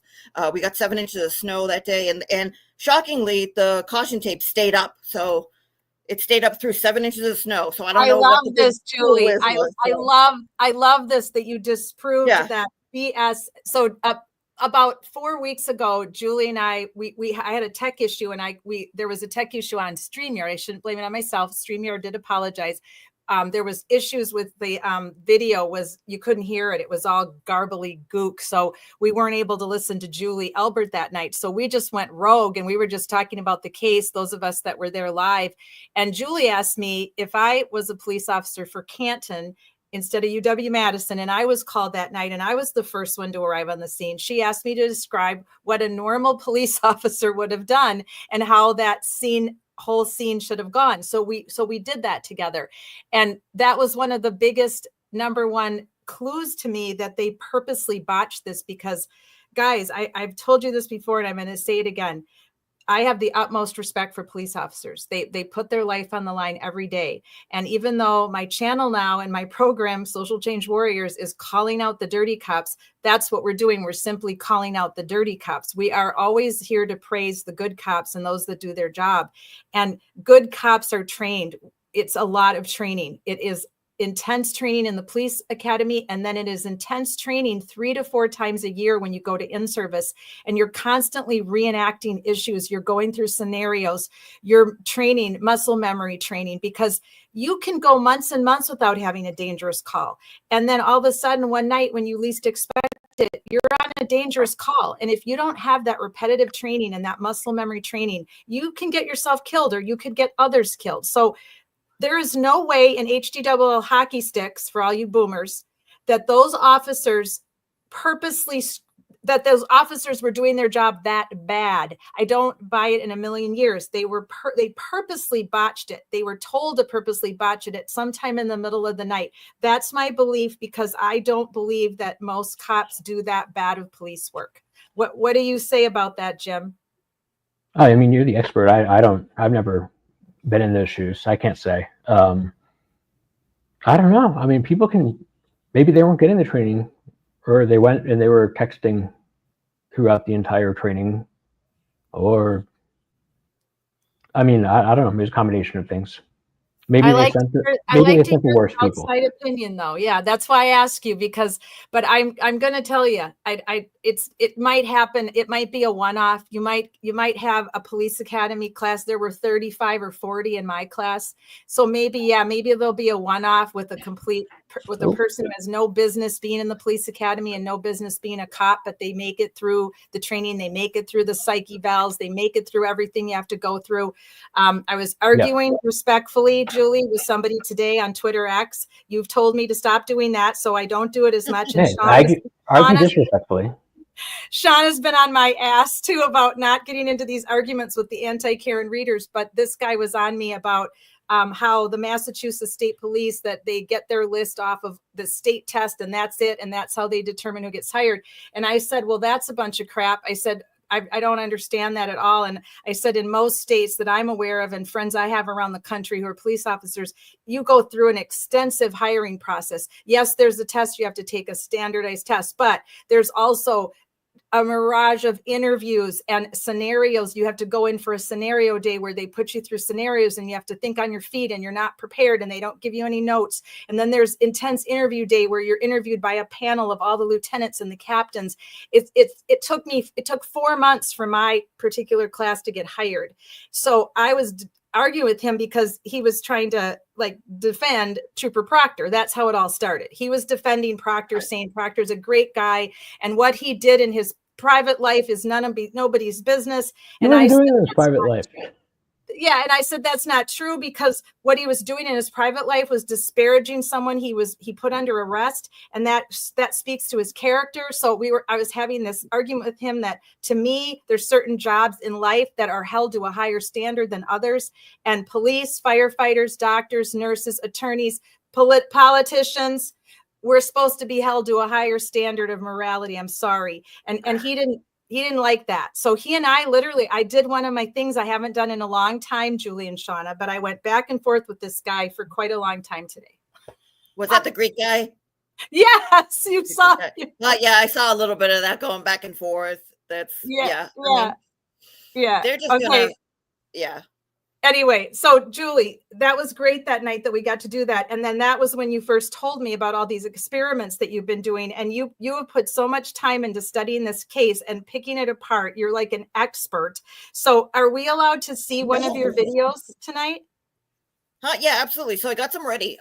So the quote unquote hot button thing this week. I mean, there's a lot of bullshit, and I mean, I know that you opened the show tonight by saying that the reason why you didn't want to talk about this is because other people said, hey, this isn't your place.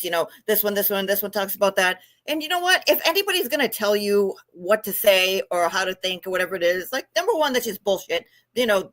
It's at least for the time being, we have freedom of speech and freedom to offer your opinion, and I mean, who are they to say anything? And number two, if somebody's really going to say, no, you need to do this and you need to do that, and by the way, you need to wear the ceremonial robe, and we only pray on Wednesdays, and on Tuesday we wear pink, and I mean, that sounds more and more and more like a cult. Like, again, these are my opinions. You are allowed to have them. Everybody gets their own opinions on social. But that's just absolute bullshit. I mean, to go around and like, no. I mean, it's, to me, it almost sounds like somebody trying to get away with abuse. Like, no, I have treat people like shit and call people the C word. And, it's because I'm having a rough time of it because I'm doing this for your rights. Like, And then you go like, really? That's not the case. And they go, oh, well, they're just having a hard time. And, they really love you. Just sometimes they get angry. And like, what does that sound like? But anyways, that's beside the point. I don't want to go down that rabbit hole and open up a can of worms. Before we show your video, let's watch the end of Nagel. And then that way we can see your video before we branch into Yannetti. And then everybody can kind of let me know how they're doing, how tired they are, how much longer they want to go. This always takes longer than we think. I do know, though, that Ricky's testimony is super short, and so is Heather's. Their testimonies are very short. But let's see how we feel after we finish with Nagel here. And then we'll watch your videos, and then everybody can kind of let me know we'll read the temperature of the room, how everybody's doing on a late Friday night. Yeah. All right. So let's go back to Nagel and finish her up. From where you were situated in the park, sort of what was the lighting like over in that area of the yard that you saw? It was pretty dark out, but the snow was kind of heavy at that point, so couldn't really see too much. But there was snow coming down at that point? Yes. And if you know about where in relation to the flagpole was this black object that you saw? I'd probably say like close to like the street, but like in their lawn, right kind of in front of the flagpole next to it. Now, and what did you say? I'm sorry to do this again, but Ms. Gilman, Your Honor, with the court's permission, I would just ask that exhibit number 72 be back up on the screen. Okay. But what did you say? I'm sorry. I should actually ask for exhibit number 73. Now, Ms. Nagel, if I could ask. That's a terrible view. The area where you saw this black object, can you see that area? She's right, guys. That view is terrible because I've seen more realistic views where it is not that long. I mean, there is really not that much room from mailbox to flagpole. It's very deceiving. Yeah. Attention to where, as specific as you can be, where you observe this.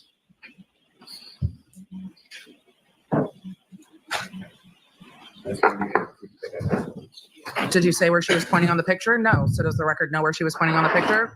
No. Now, as the vehicle is going by the house, as you make that observation, Paul's what wearing anything do you blue. say in the backseat of the car? I did say out loud. I was like, I think I might have saw something. I'm not kind of sure what it was. But I was also intoxicated drinking. So didn't really know what it was, what I saw. But Sarah was like, what, Julie? And I was like, I don't know what it was. And then that was kind of really it. And that was sort of the end of the conversation in reference to that. Is that correct? Correct, yes. If I may have a moment, Your Honor. Well, a man might have been dying in the front yard of the Alberts house. But So Julie she was saw busy something near the eating butter and flagpole. jelly. She was like, what was that? And the friend was like, what did you say? And she's like, I don't know, I'm drunk, but. And then she just moved on. So. Ms. Nagel, if I could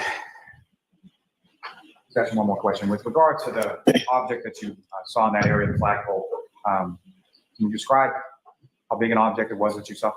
I'd probably say like 5 or 6 feet, like long, but Well, At the that's time that not you're driving John by, at that O'Keefe, point, you is it? know what it was. not quite sure. No, He's Not a little quite sure. taller Kinda than quick. that. too quick to tell. Thank you. Nothing further. Thank you. You didn't see that when you were out there with your brother? Well, cross-examination is going to be fascinating. Good afternoon, Ms. Nagel. Good afternoon. On January 28th of 2022, you got to 30. Oh, sorry, guys, commercial. Taxes was paying the price. Taxes. I love it actually that the siren started just as she was saying that the blob was 5 to 6 feet, because John was well over 6 feet. And so I just loved it. And then the sirens are still going when Yannetti starts with her, like, they're coming to take you away, Julie Nagel, for lying, for perjury. 34 Fairview Road at about 6 or 7 p.m. Correct. I'm turning it down for the sirens. Until 1:30 or 2 a.m. Correct? 1:45 around there. Yeah. Okay. So you were there approximately That 8 personality. hours. What'd you say, Jim? I'm not really sure about the math, but I guess What'd you say, Jim?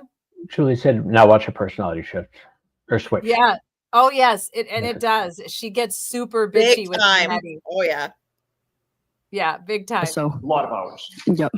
Other than the people All who night. lived at the home and slept there, you were one there that night, correct? Well, her and her friend. I'm not sure. You got there early. I forgot about the I'm siren. glad he stopped asking questions with the sirens. Yes. And you left late, correct? Yeah. And you were inside almost the entire time, correct? Yes. So you came in contact with just about everybody who came into that house, correct? Yes. And you know that everyone who was in the house that night is a witness in this case, correct? Yes. The only time you went outside before you left was when your brother Ryan arrived, correct? Yes. And even when you went outside, you stayed on the Albert Rapid property, did you not? blinking. Yes, I did. And you had some contact with your brother out there, correct? Yes. And you know that he's a witness in this case as well, correct? I do. Yes. And despite having contact with all of these witnesses in this case, Trooper Proctor didn't talk to you on January 29th, did he? No. Or the rest of January or the whole month of February, correct? Correct. He didn't interview you about these statements that you're making today until October of 2022, correct? If that's what it says on paper, yeah. October 5, 2022, does that sound right? It's earlier than everybody else. I don't know. It was many months after January 29th, correct? Yes. Over 8 months after John O'Keefe long was time. found dead on Brian Albert's lawn, correct? If that was the time frame, yes. It's a real And, long time. when he spoke to you on October 5, Trooper Proctor asked you for the first Jim, does that seem incredibly strange to you as an attorney that they would wait that long to interview someone that was actually a witness in the house? I mean, yeah, I don't really do the investigations, but that does seem like a very long time. It's only a handful. I shouldn't say only a handful. Yeah, it really is just a handful of people that were in the house that you need to question Right. in that first round of interviews. But Right. you know Wouldn't that you know just that be one better than I really, do. wouldn't that be very important? Yeah, I mean, it seems just like a common sense thing. That doesn't seem like a lawyer question. And also, I mean, that kind of gets back to what I was talking about with memory, is the way memories are created. Her memory is going to be different by October than it would have been in January, irrespective of whether it's intentional or not. So it's already too late at that point. Right, right. Which is the whole point of why when you run a proper investigation, you tackle it head on. This is a death investigation. This was a police officer. And I'm not saying that police officers deserve a speedier investigation than just a regular common folk like the rest of us now, like I am now. But given that it was a police officer's house and the rest of their family had police officers, Kevin Albert is a police officer with Canton, and Brian Albert was still a police officer, active police officer with Boston. You would think that of any case that they wouldn't want to take their time or drag their feet on, it would be this one, right? Yep. Yeah, And Zepp says most folks want to preserve testimony ASAP. Yes, Zepp, absolutely. And like what Jim just said, you want to interview these witnesses as close to the day of the possible homicide or manslaughter as possible, so that you can get their best memories. Yeah. So this just adds another on the long list of ridiculous behavior that normal police officers would never do, that a proper police investigation was not done. Yeah, for sure. And even just asking the wrong kinds of questions. Okay, first of all, so she definitely had been speaking with her friends about what had happened between January and October. Right. So even assuming that everything is innocent, she's still going to be like forming new memories in her head, filling in blanks, subconsciously making memories fit. Everyone does this. And it's just, you can't wait that long. Even sometimes just one conversation minutes after an event happens can change your perception, change your memory. Right. So I can only imagine what 8 months would, well, longer than 8 months would do. Right. And if something nefarious did happen, they'd also have all that time to get their story straight and make sure that everything they said aligned with what the other person said. Yep. Thank you. First time to remember the details from 8 months before that, correct? If that was the time frame, yes. And you are good friends with Sarah Levinson, correct? Yes. Certainly over the last 2+ years, the two of you have discussed what happened on January 28th and 29th, correct? Yeah. And I would have been that real suspicious if you had Michael said no. Proctor only interviewed you after the defense in this case filed a motion to get Sarah I don't think Levinson's they know name that. from the DA's office. Objection, Your correct? Honor. Yeah, I don't think she knows Objection that. sustained. Next question. I don't think she knows that. So you've known Brian Jr. since your sophomore or junior year, correct? Yes. And you actually graduated Kenton High School in 2016, correct? Correct. But you've known him since 2014 or 15, Yes. 9 or 10 years? Yep. He's a good friend. Yes. He's a close friend of yours, correct? Yes. And on January 28th of 2022, you were one of a select group of his friends who went to his house to celebrate his birthday the following night, right? Yes. And you don't go to somebody's house who you graduated high school with 10 years previously to celebrate their birthday if they're just an acquaintance, Wasn't correct? 10 years previous I don't know. I'll let the answer start. calls for speculation. When you got there, other than Sarah Levinson and yourself, everyone at the house was a member of the Albert family, correct? I think only Can Brian. you rephrase the question, please? Sure. You and Sarah Levinson are not actually Alberts, correct? Correct. Yes. But everybody else at the house was. At the time you arrived. No. You named Brian Albert Jr., correct? Yes. Julie Albert, I did not know. Nicole Albert, I did. Yes. Caitlin Albert, Yes. Brian Albert Sr. might have been there. Yes. And you knew the Alberts well enough to know the names that we just discussed, correct? Yes. And in addition to that, the McCabe's were related to the Alberts, correct? Yes. And you knew Jennifer and Matt McCabe before that night, right? I'm sorry. Can you? Yes. Before January 28th of 2022, you knew Jennifer and Matt McCabe. Yes. You had Seems been like to a their yes. home before, Who's home?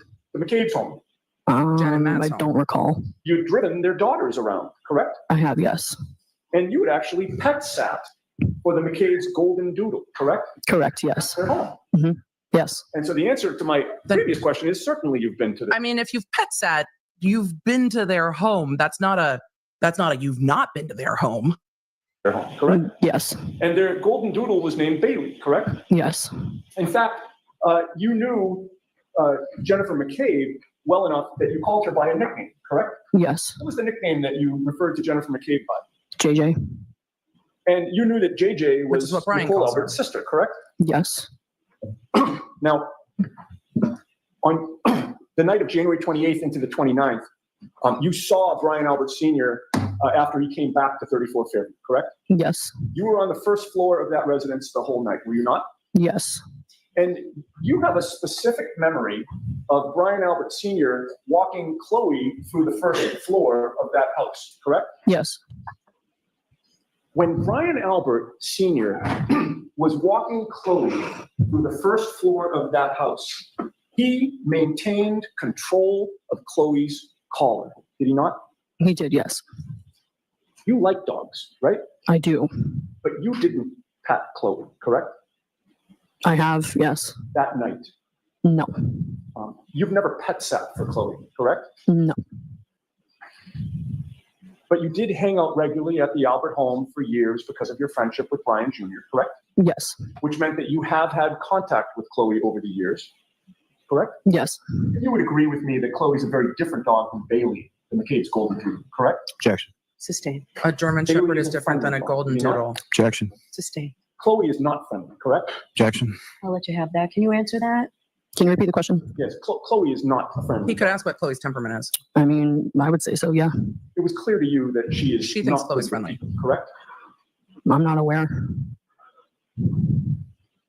On January 28th and 29th, while you were in the kitchen dining room area, you'll agree with me that there was music playing for most of the night, correct?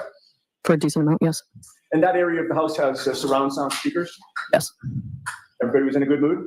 Correct, yes. Talking, Yes. drinking? Yep. Singing, I don't remember. dancing?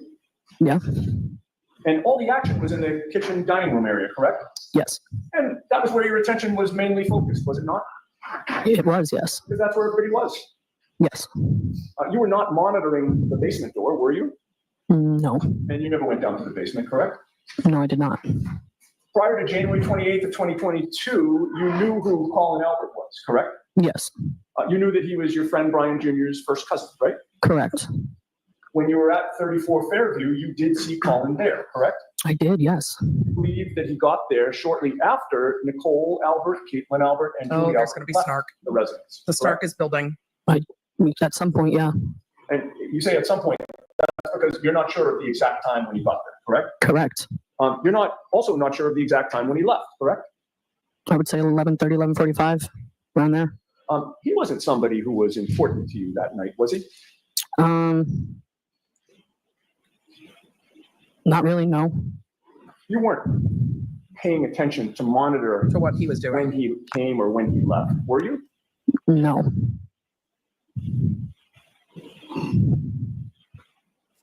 I said no. Did you guys notice how the I snark, couldn't see you the know, defense attorney's Emily face, so I said don't it, know why but she I don't responded remember. again. You can't even say which door he walked out, correct?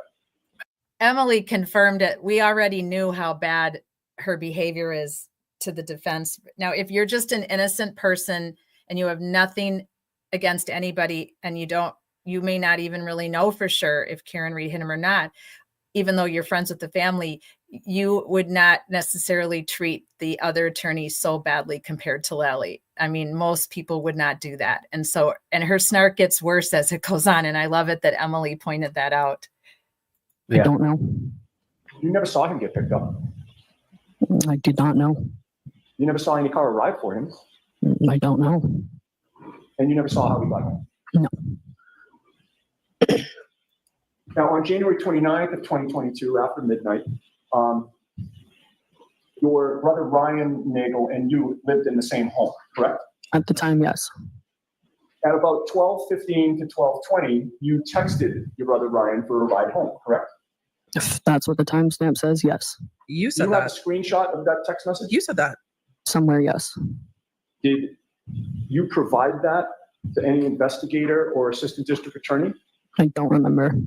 You recall whether any assistant district attorney or investigator asked you for a copy of that text message? I don't know. Is that text message Of still on course, your you phone? know. I don't know. Did you delete that text message? I don't know. Objection, Your Honor. So let's move this along, Mr. Nagel. When you texted Ryan that night, you were contacting him because you thought it was an appropriate time for you to leave, correct? Yeah. Is somebody going to ask How long why did it take she your brother changed her Ryan to mind? get to the Albert home after that text message? I MCAT, don't know. killing me. Was it an hour? I don't think so, no. Was it a half hour? I do not know. So you have no idea how long it took him to get there and how long you stayed after you texted him, correct? I don't know, no. By the time you're texting Ryan, Insert snark. But she remembered that Colin left between 11:45 and 12 o'clock. Sorry, guys. Ms. Nagel, how much do you think you had to drink since 6 or 7 p.m.? A decent amount. Would you say that another word for it would be a lot? No. A decent What were you amount. drinking that night? Michelob Ultras. And how many did you have? I don't know. I don't remember. Did you bring your own Michelob Ultras to the party? I don't know. You don't remember whether you brought any beer to the party? I don't know. Where was the beer? I either brought it or I don't know. I don't You asked remember. where it Two and a was. half Oh my years God, I ago. can't with her. Where was it? Where was it? God. In the, Bucket, fridge, In outside. the fridge.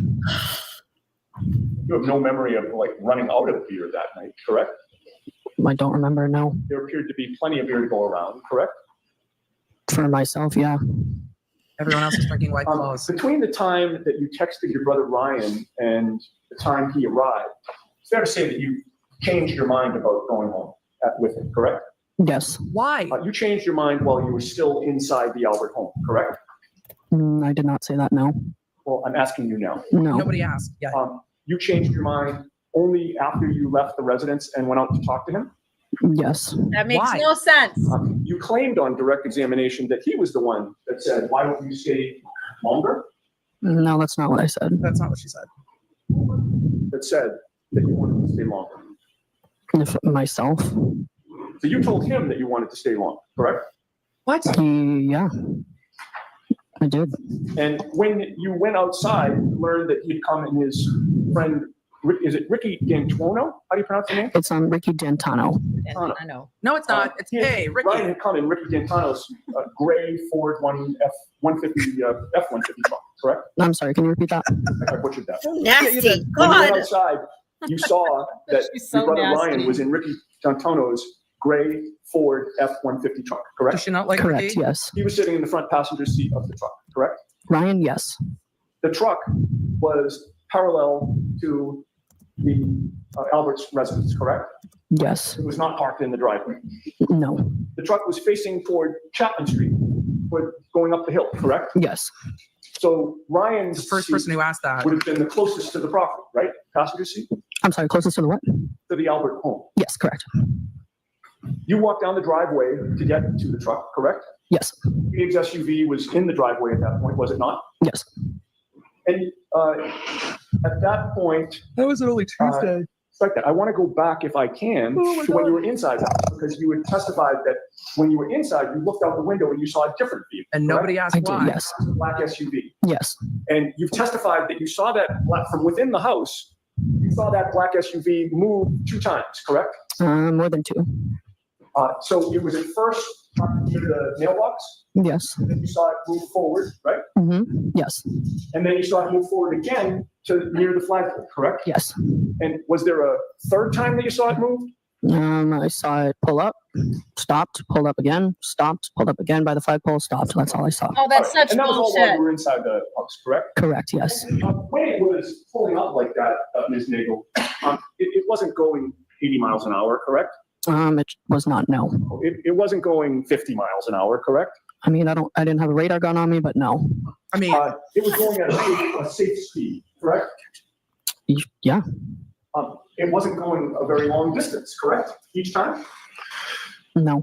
It's a matter of several feet, correct? Adjusting its position?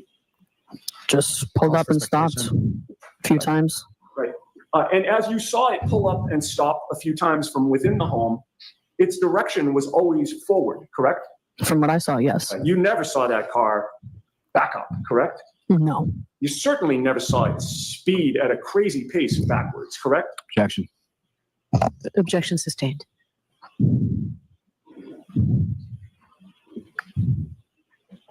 Now, I'd asked you about the text messages that you had with Okay, Jim, I have to know. What's up? I know that you just started with some, dabbing into true crime and criminal, but why did she sustain that? Why couldn't he ask her that way in that fashion? Do you know? I mean, it's on cross, so she should be able to ask leading questions. So we say, never saw that car.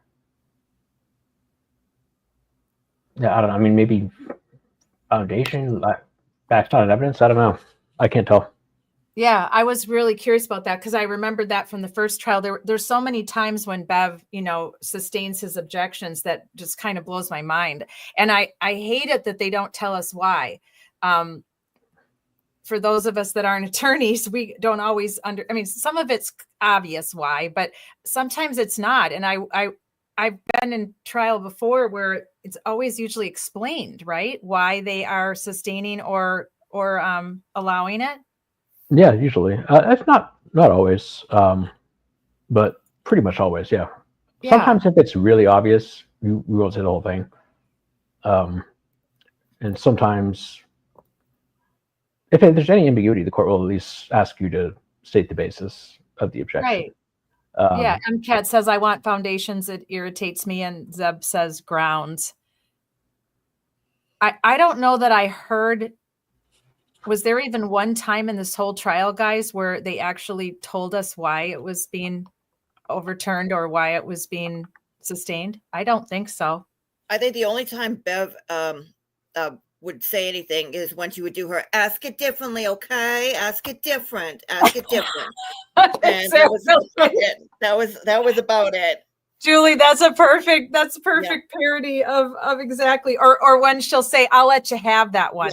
She's being nice. Have it, okay? Yeah, Can you do I'll that? let you It's have almost that 4 o'clock. We need to go, okay? Yeah, like she's tossing a bone to Yannetti and Jackson. Like, I'll let you have that one, Mr. Yannetti. I'll let you have that one.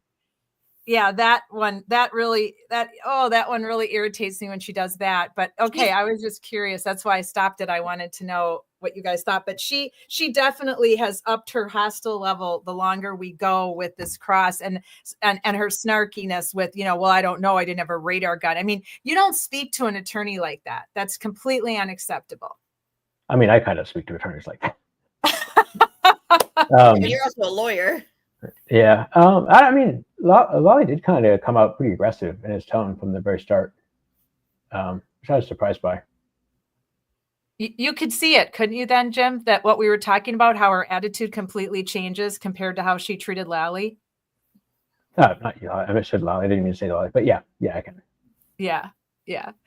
So a couple times in the chat, people have been saying, Jim, we need you to get madder. We need you to swear. So this is a perfect opportunity for me to share with you the hat that I've been sharing with everybody the last few weeks. A friend of mine loaned this hat to me when things get really out of control. And I had to use it last night when we were listening to Kara's audio, the audio witness interviews with the detective from Volusia County. It got so ugly and so bad. I can't wait to share those with you, Jim, to get your opinion. So I had to put this hat on for last night for a little bit. And I put this hat on last Friday night. So I try not to use the F word too often because I am a boomer and we grew up with that being the worst word, the baddest, worst word ever. So we were never allowed to say it in my household ever in front of any of my family or grandparents. And I didn't even use it during the years I was raising my kids. But then when I became a cop and I was around a lot of swearing all the time, I started swearing more. So then I had to really zip it when I was home with my kids and in front of my mom. Well, then of course, when my kids grew up and I was on my own, I kind of, when I would get angry or get really mad, I would use the F word, but mostly just to myself at home or sometimes in front of my family. But I would catch myself because my family does not like swearing. But I laughed so hard when Tiger loaned me this hat because I do rarely swear and use the F word, but I mostly just use it to myself. I use it a lot when I'm at home or when I'm watching this trial. And lately, since I met Kara and we've been going over the homicide of her dear husband, the investigation is so botched, so horrible. The interviewing, you're going to lose your mind, Jim, when you hear how this detective interviews some of these witnesses who were actually the perpetrators. It will just make you, it's just beyond the pale. So I switched into this hat last night. So I'm switching into it now because Julie Nagel really gets on my nerves. She's like fingernails on a chalkboard to me. I can understand that. So how did you come up with your happily angry lawyer? That's what the chat and all of our social change warriors want to know. No, I don't. I mean, I wasn't planning on tweeting when I made it. I don't know the exact origin, but I like being annoyed and angry and working through cases, reading through cases, trying to figure things out. Yeah, and, just clapping back. Yeah, I mean, usually it's more of I don't usually, well, I have recently, I shouldn't say that, but I try not to engage on Twitter too much. But no, usually I try to find ways to help the defendant or whoever it is, if at all possible. Whether it's just writing something or reaching out to them directly, which is less common. It's good though. I'm really happy that you did decide to go on. Twitter can be somewhat of a shit show, but it also has good parts to it. And it's good that you're on there, and I've enjoyed all of your feedback and comments since I started following you, I think back in October and November. And so, I really appreciate it. I appreciate knowing you, and so glad that you were willing to join us tonight. I don't think you knew we were going to keep you this long. No, it's okay. We have you tell me what it was. now to get, yeah, we have you a little hostage now. Yeah, at least want to finish Nagel. Yes, Julie Nagel. absolutely. We will finish her right now. So MCAT says, if I don't say the F word once a day, I feel out of balance. Well, good to hear. So when I first found you, by the way, I thought that I laughed when I saw that you were the happily angry lawyer, because my Wednesday night shows, I've named the Angry Bitch Club because I need a night that I can just rant and not have to like be a cop and not have to be a social worker, where I can just do more ranting and be upset and be pissed and say things maybe I shouldn't say. And then Thursdays I stick to my cop perspective, my social worker perspective, and we call out the corruption, we call out what we see, we go over everything that we can for these cases. But so I named my Wednesday night show the Angry Bitch Club because back when I went back to college in my 30s, I was a journalism major and I wanted to have my own radio show, and I wanted it to be a rant show because at the time Delilah was really famous. I don't know if you know of her. You're probably too young. Delilah. She was a very famous radio. I think she's still on the air, and it was all sweet and sugary, and she told love stories about people, and she was always kind and praying for people, and it was too much for me. It was I'm a very kind person. I really am. Everyone that knows me knows that I am, but I couldn't take it. I would listen to her on my way home from work some nights, but I couldn't do it anymore. And I thought, why isn't there a radio show for angry people? Why isn't there a radio show where I can bitch about all the crap that I've dealt with in my job and all the stupid cops that I've had to see and work with? And why isn't there a show for that? And so I said to one of my colleagues that I was interning at the radio station, I said, when I graduate, can I have my own show and can I call it the Angry Bitch Club? And he laughed and he thought that would be a great idea. Well, then I ended up going into policing instead. And then I came back around and said, you know what? I need a show where I can, while I was a cop, I was like, I should just have a part-time job on one of the radio stations. And this is when I should start my show. So other cops can call in and rant about other cops and how bad they are and how horrible some of these guys and women are. That. I thought it was a good idea, but the radio station, no, they had to keep playing Delilah every night at 10 o'clock. So I'm probably worried somebody would say something like too crazy. Oh, I'm sure. But that's how I came up with the Angry Bitch Club. So when I first saw you and that you were the happily angry lawyer, I'm like, that's a guy right up my alley. I need to meet this guy. We need to have some collaboration going on. Yeah. It's hard to be angry when I'm like still trying to figure stuff out, though. I need to get a little further along. You're right. And you will get angrier if you live with us again and we teach you more about this case. You're going to become angrier by the minute. Trust me. Yeah. Exponentially. Yes, Julie says exponentially. Ratchets up and up and up and up and up. Yeah. And MCAT says, I cannot take Delilah. Yeah, it's just too much. MCAT says, wait, I'm free on Wednesdays. Well, good, MCAT. We'd love to have you because Wednesdays is the night that we really go to town on our cases and bitch about. Right now, the two Florida cases I'm working on is the Marion County Sheriff and the Volusia County Sheriff. Sorry, sheriffs, but you haven't done your job. So I get to say that about you. You've really dropped the ball on both these cases. It's just quite despicable, to be honest with you. I'm fighting the sheriff's office right now. You are? The Fulton County Sheriff's. I can't go too far into it, but yeah. Fulton County, I know where that is. I lived out in LA for a year. I know where one of my ex-colleagues, one of my former colleagues, social workers, is in Fulton County. I was talking about the one in Georgia. There is one here, though, I think. Oh, the one in Georgia. Okay, Yeah. Got it. But there's one in Cali, too. Yeah, I don't even know where that. You know more than I do. Yeah. Well, I lived out there twice, once in my 20s and once in my 50s. And I go out there a lot because it's like kind of like another place I love. I love my Florida. I love my Madison, Wisconsin, and I love Cali. So I know the state well. So I maybe at some point when it clears up, you can share with us what it was about because I'm intrigued with what you do. Yeah, your cases would be very interesting for sure. So Julie says, MCAT says, did you ever see the Maria Bamford impression about Delilah. Oh no, I didn't see that, Julie, but I may have to look into that now. It's very, very, very good. It's basically just her just going, like, good evening, this is Delilah. I'm here on the boat taking your phone calls. I have, Maria on the phone right now. Maria, tell us what's going on. You just hear on the other line going, I was like, oh, I hear that you've been married for 31 years, celebrating with someone special. Would you like to make a request? Blah, blah, blah. Oh, yes, she wants to hear the Spinners. I'll be around. Thank you so much, and bless your heart, or whatever Delilah does. Right. So she was like a really good, like an impressionist. Was it good? Oh my gosh. Yeah, she's good. She talks a lot about like her own struggles with mental health and like what's that's like. And I mean, that's just a just comedy gold.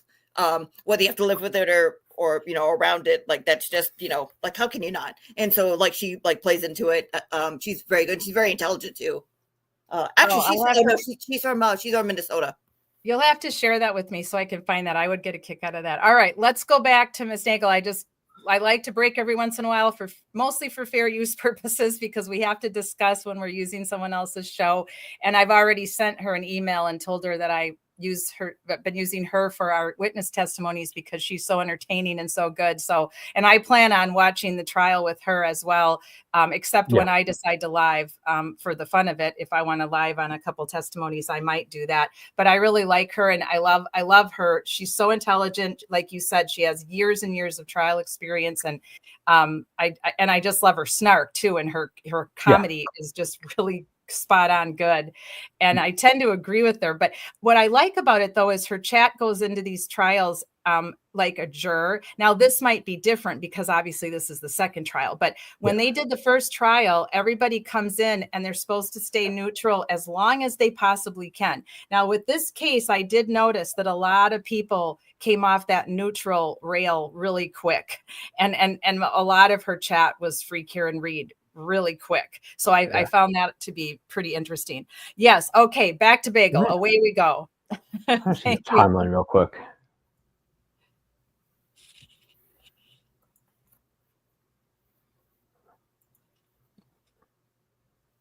With your friend Ryan, and you could not recall whether any investigator or assistant district attorney asked you for screenshots of that, correct? My friend or my brother? Did I say friend? You did, yes. Thank you for correcting me. She's listening to his questions. Brother Ryan, thank you. And I appreciate the fact that you're paying attention. At least one of us is. She's listening to the questions. So with what I asked you about the screenshots of the text messages that you had with your brother Ryan, and whether any investigator or assistant district attorney had asked you for them, correct? I don't remember. You didn't remember, right. But somebody did ask you for a screenshot, correct? Yes. Who was that? JJ McCabe. And by JJ, really? You mean Jennifer McCabe? Well, correct, that's yes. Interesting. When JJ asked you, do you remember when it was? Why didn't the prosecution elicit any of that on direct? I think you know the answer to that. The person who asked her for a screenshot of when she texted her brother to come pick her up was Jen McCabe. Well, that's interesting now, isn't it? Oh boy. So chat, for those of you asking why her demeanor is what it is, listen to the way that Yannetti's asking her questions. And he's got tone with her. She's got tone with him. I don't think her tone is as combative as others, but she also had to know this question was coming. Yeah. Because why in the world is JJ asking for those text messages? Oh boy. That's right, Emily. JJ, Jennifer McCabe, asked you for a copy of those screenshots? I do not remember, no. Did you provide them to Jennifer McCabe? I did, yes. Did Jennifer McCabe, when she asked you to provide her with those screenshots, claim that she was an investigator in this case? Objection. What? You can answer that. Do you mind repeating that, please? What? When Jennifer McCabe, or as you call Do her, you guys JJ, see her bouncing? She's bouncing now. Screenshots. Very uncomfortable. Rapid blinking and bouncing. Ryan, did Jennifer McCabe tell you that she was investigating this case? No. And you have no memory of providing those screenshots to any investigator other than Jennifer McCabe, correct? I don't remember, no. Okay. Now, well, Jen McCabe's testimony is going to be fascinating. The residence. It's about, I think you said 1:45 a.m. is your best guess? Yes. You walked out which door? The front door. And that would be the one to the left, right? The judge's real right. front door of the house. Yes, correct. Also, everyone, that is the prosecutor moving the mic forward. The mic crackles. It is not me. That is the prosecutor moving the mic forward, getting ready to object. That's what that noise is. It is not me. It has been going on throughout the entire trial. Correct. That door faces right to the front lawn, correct? Yes, You left with Jennifer McCabe, Matthew McCabe, and Sarah Levinson, correct? correct. And you all went out the same door, correct? I know what door I went out. I don't know about, it could have been. I don't know if they went through the side, but yeah. Oh boy. Fair to say that walking out the front door of that house, you saw no body on that front lawn in front of you, correct? When I walked out, Correct. No. None of the other three people yelled out that they saw a body, correct? correct. You got into Jennifer McCabe's vehicle, correct? Yes, And you were seated behind the driver, correct? yes, And the driver was Matthew McCabe, correct? correct. Jennifer McCabe was in the front passenger seat. Yes, And Sarah Levinson was sitting next to you behind the front passenger, correct? yes, Matthew McCabe backed the car out of the driveway and then headed up toward Chapman Street, correct? yes, That meant that the passenger side of the vehicle was closest to the Albert home, correct? yes, So that meant that Sarah Levinson and Jennifer McCabe were in the seats that were closest to the Albert home, correct? I'm sorry, could you repeat that? Sure. As Matthew McCabe was driving that vehicle alongside the Albert property line, Jennifer McCabe in the front passenger seat and Sarah Levinson in the rear passenger seat were the closest two people to the Albert home, correct? Yes, And as the car passed in front of the Albert home, you saw no tire tracks in the snow, correct? I don't remember. You claim now to have seen a black object. in You the claim snow, now correct? is an interesting phrase. Object is the term that you used when you were finally interviewed about this matter, correct? A black object, yes. You never before ever Said told any log. investigator that what you actually saw was a black log, correct? I don't remember. And you also never, ever told any investigator that this black object that you described was actually 5 feet or 6 feet long, correct?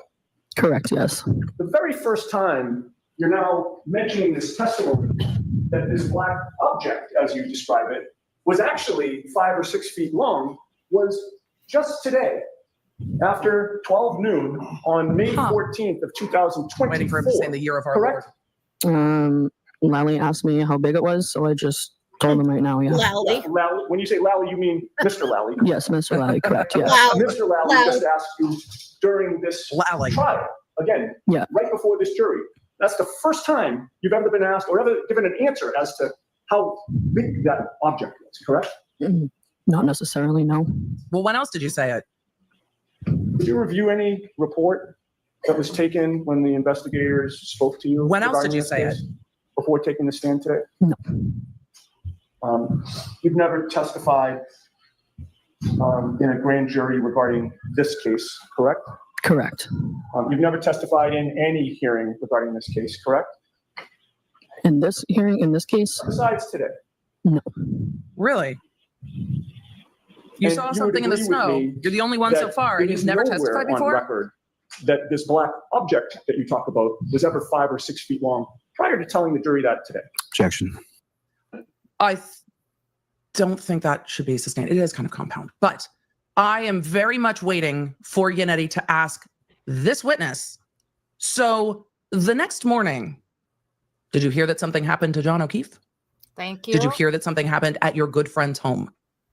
The next day, on the 29th, when people were talking about what happened, did you ever say, oh my God, I saw something on the lawn when we were leaving? Ever?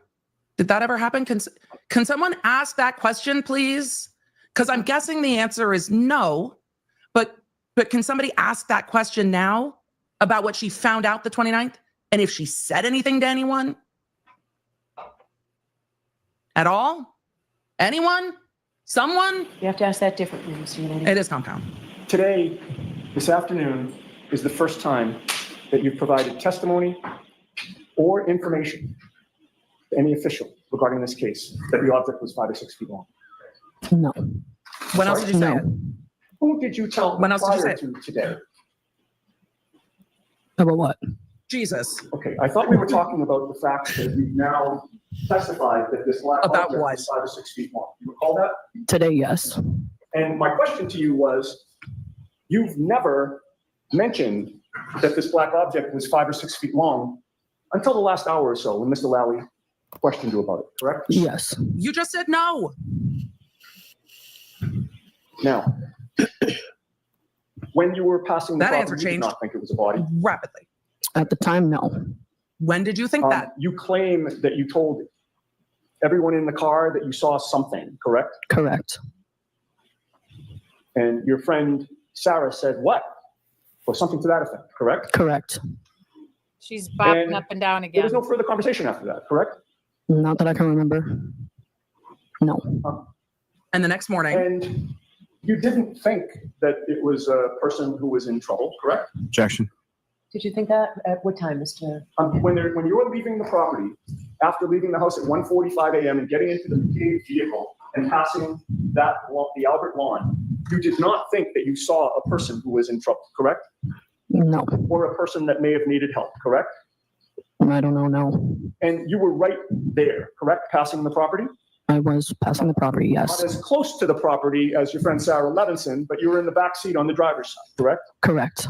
And you were in a car such that if you thought that you saw something that could have been a person, all you had to do was tell the driver, correct? Objection. Sustained. Did you tell the driver that you saw somebody who was in trouble? Well, I said it out loud in the car. So that's not the Is it your question. testimony now that you said out loud in the car, there's a person who's in trouble? That's not what I said, no. Right. That's the question. You didn't mention a person at all in the car, correct?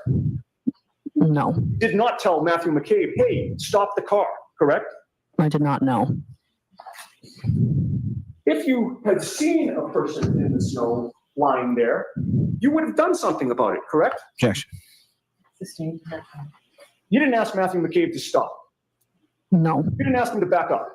Nope. You didn't ask him to check on whatever it was. Objection, Your Honor. No, that's fine. I'll allow that. No. You had your phone with you, correct?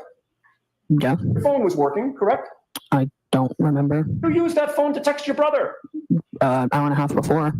Are you testifying today that your phone was completely out of charge? I don't remember, no. Text your good friend Brian Albert Jr. to Tell me tell back him home. that you saw somebody lying on his front lawn? Did I text him Yes. that night? As you are supposedly seeing this black object, Objection. the immediate aftermath of that, did you text Brian Albert He's Jr. to objecting tell to him the about tone that of black counsel's object? voice. So in that form, it's sustained. Ask it differently, Mr. Nagel. You had your friend Sarah Levinson with you, correct? I did in the car, yes. You knew she was a nurse, correct? Yeah. You didn't tell your friend Sarah that you just saw somebody lying in the snow during a blizzard who might need some help, correct? I did not know. That Brian Jr.'s father was a police officer, correct? Objection, Your Honor. So let's move Did this. you know that? Are you just about done with this line of questioning? I'll give you a little bit more. Just a couple more questions and Okay, I'm go ahead. done. You knew that he was a police officer, correct? Yes. And obviously a first responder as a police officer, right? Yeah. And you knew that that was Jennifer McCabe's brother-in-law, correct? Yes. And Jennifer McCabe was in the car with you, correct? Yes. You didn't tell Jennifer McCabe or JJ to call her brother-in-law, correct? No. The fact of the matter is, You didn't you think did nothing, it was a person. right? Yeah. And that's because you did not see a body on that lawn, correct? Objection. Is that true? Can you answer that? I'm sorry. Can you repeat the question? You didn't see a body on that lawn. I mean, I don't know what I saw, but I saw an object. You were drinking for hours. That's the point. She didn't know what she saw. That's the point of Was all that a of this. question? Yes, you were drinking for hours. Is that correct? Girl. Yeah. And you were intoxicated as you were leaving that home. Objection. Were you? Yes. You were drunk. There's nothing Right. wrong with that. Some would say, yeah. There's You nothing would wrong say. with that. You didn't drive. Yeah. You're one of the only ones. You believe that except for Matt McCabe, who was driving, everybody in the car was drunk, right? Objection. And I don't know. I'm going to let that answer stand. You have previously testified. I'm sorry, strike that. You Withdraw have that. previously given a statement indicating that you believe that everybody in that car except for Matthew McCabe was drunk. Do you deny that? I don't remember at this moment. Do you deny it is what the question was. All right. You told Yeah, there's that heavy breathing investigators that again. when MCAT, Brian I'm Albert feeling Jr. that you called pointed you the out. next morning and you Very I want found a out wider view of the about courtroom. It about would make the it easier to see who tragedy she's the looking at. previous night, you, quote, put two and two together, correct? I did, yes. And when you put two and two together, you did not call the Canton police, correct? I did not know. Not call the state police, correct? Nope. Not call the district attorney's office. No. You would agree with me that you just sat this revelation, correct? Objection, Your Honor. Okay, that's sustained in that form. And you were not interviewed by any investigator in January, February, March, or any time over the spring or summer of 2022, correct? I don't remember the time frame, but not right after, no. And when an investigator finally spoke to you, it was Michael Proctor, correct? Correct. He was the one who took your statement on October 12th of 2022, correct? If that was the date and time, yes. And that was over 8 months after you were driving past the Albert home Go at around 2 a.m. while you were Back and drunk ask her and why. supposedly seeing some black object, correct? Before 2 a.m., yes. And you know, Ms. Nagel, that as of October of 2022, the defense had, in this case, had publicly announced that Objection, Your Honor. no saw a body on that front. So that question's improper. I'm going to strike. I couldn't hear that question very well because the prosecutor was objecting over it while Yannetti doesn't stop. He was just rolling through. I want to know what he's saying, and I couldn't hear him very well. And that was over 8 months after you were driving past What the did the Albert defense home say at around publicly? 2 a.m. while you were drunk and supposedly seeing some black object, correct? Before 2 a.m., yes. And you know, Ms. Nagel, that as of October of 2022, the defense had, in this case, had publicly announced that Objection, no Your one Honor. had saw a body on that front. So that question's improper. He said in October 2022, she's striking the question, but I wanted to hear it. In October 2022, the defense had publicly said that no one in that house had seen anyone on the lawn. I'm frustrated that he didn't circle back to when she put two and two together and what that means and then what she did with that information. Me too. So Yannetti just rolled right through it. The court is like, not a chance, sir. Going to strike that question. I just wanted to hear what it was. No further questions. I'm right. bummed he didn't So circle back. we're going to break. I have to bring you back tomorrow. Two and two together. So jury. Yeah, I didn't like it either, guys, that he didn't circle back because she said it really clearly. I put two and two together, meaning John O'Keefe died. I saw the blob. That must have been John. Let me call the cops right now. But that's not what she did. What do you think of all that, Jim? Suspicious. Yeah, it's Yeah, I highly mean- suspicious. Yeah, I think that the question, but I can't remember his name. Not the attorney. Oh, um, Yannetti. Yannetti. Yannetti. I kept thinking loud in my head. I think that what he was getting at was more compelling, that she didn't put two and two together. There was no two and two to put together. And by October, she knew that somebody needed to put the body in the lawn at that time, in that time frame. And that's the two and two she put together, if anything. Yeah, I agree with you, Julie. You know, that was a good point. The last thing that Emily said, that was a very good point. That with the question that that Lally jumped up immediately and Bev said that's improper. We're going to strike. Talking about that, like you put two and two together, and then in October 2022, I guess that somebody made a statement saying nobody saw a body on the lawn. It was just, nope, nobody out there. And then all of a sudden, yep, I saw a 5 to 6 foot long black blob, long black blob, 5 to 6 feet in the yard. And I said, oh, there's something in the yard.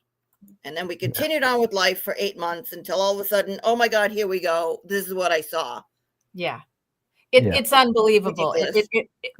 No normal human would ever behave that way. Yeah, and also October 12th, so that's after the infamous Proctor texts. So we know that he's compromised by that point. If it had been a couple of weeks after the incident, maybe, I mean, he probably would still be terrible, but we know he's terrible at this point. Right, exactly. Yeah, for me, like I said, I really feel that this Julie Nagel testimony really shows that there is nefarious crap going on. And then especially when she backtracked and first she tells us she did see Karen Reed's car while she was out with her brother. Then she says she didn't see it. Oh no, that was when I was looking out the window, but that doesn't track. yeah, that doesn't track at all with what the young people in the truck say, because they all say that they pulled up behind Karen Reed's SUV. It was they didn't know it was Karen Reed, but they say they pulled up behind a black SUV that was in front of them. And I can't remember right now if any of them said anything about Higgins' Jeep. That's why I'm really interested in listening to them, to Heather and Ricky and Ryan. But that doesn't jive at all. I mean, that's not a lack of memory. That's just her getting her lies confused. Yeah. So when she went outside to see the truck, in theory, and her story were correct, then John would have been on the lawn, like freshly on the lawn at that point. Correct. And Absolutely. been like a light dusting of snow. There's probably had to have been a light on. She would just go out in the pitch black. There's no way that she wouldn't have seen.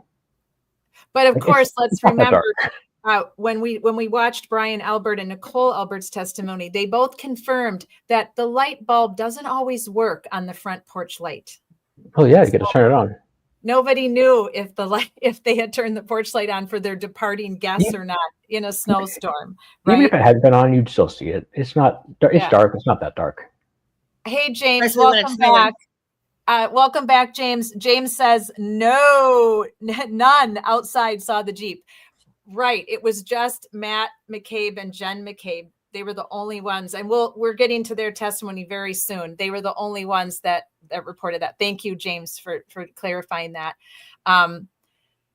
Yeah, I don't buy just literally anything that Julie Nagel had to say. Her entire testimony really upset me. I was just not happy at all, and I'm not happy now. Listening to her again made me put on my FU hat, and I am just shocked and amazed. And Julie, do you want to show a little bit of one of your experiments real quick? Yeah, sure. So, so because we're talking about the blob, and I just wanted to double check. So she's saying that she went outside, or what, texted Ryan at 11:45, 12 or something like that, but then went It was outside. actually 12. I think she said 12:15. 12:15. Yeah, she said. 12:15, okay, all right. texted So, your brother, yeah. okay, Yeah. all right. So text him at 12:15.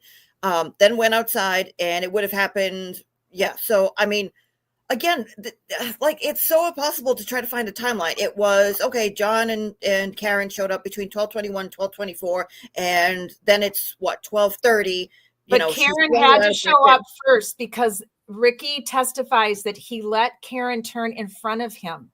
So when Ricky pulls up, Karen was the car with the SUV. Karen had to have just gotten there because they literally met at the intersection. They saw each other at the intersection, and he let her turn in front of him. So even if he like missed the house, because I think it seems like to me he said something in his testimony about he missed the house, had to go down to the next street and come back. It would have only been a minute or two at the most that they would have pulled up behind Karen.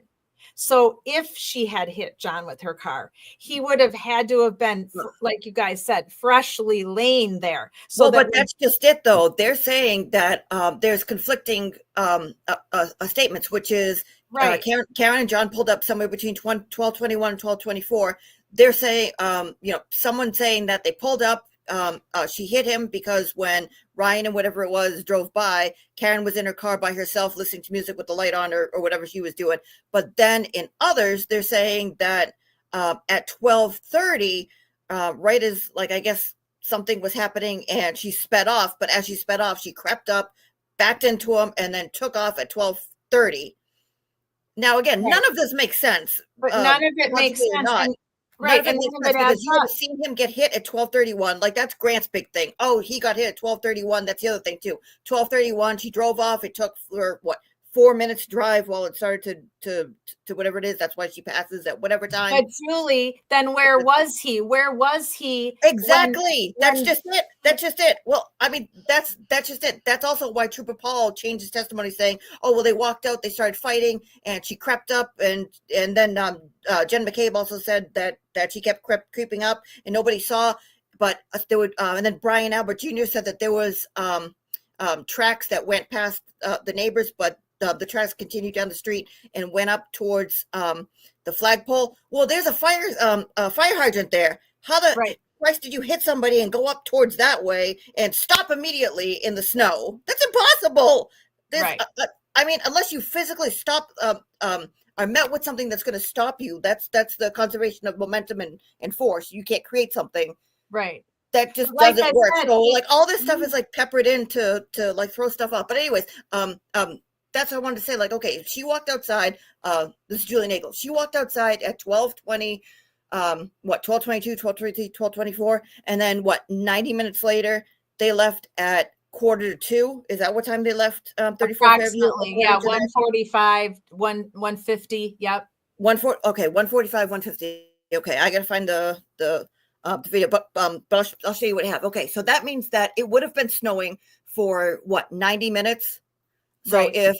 so just let's just say hypothetically, John O'Keefe was struck at 12:30. Let's just say it was 12:30. Okay, and whoever was outside didn't see what was going on because something happened. Let's say he was struck at 12:30. That means that at least an hour and 15 minutes, right? 1:45. That's what time they left. Right, the math off. That means that he was outside in the snow, right as like the snow started to accumulate on the ground, for an hour and 15 minutes, which means that he would have had half an inch to an inch of snow on him At the most, though, because it Right. wasn't snowing super hard yet at that Right. point. It didn't really Oh, pick okay. up till Well, like 3, that's- 4 in the morning. Yeah, but that's the point I'm trying to make.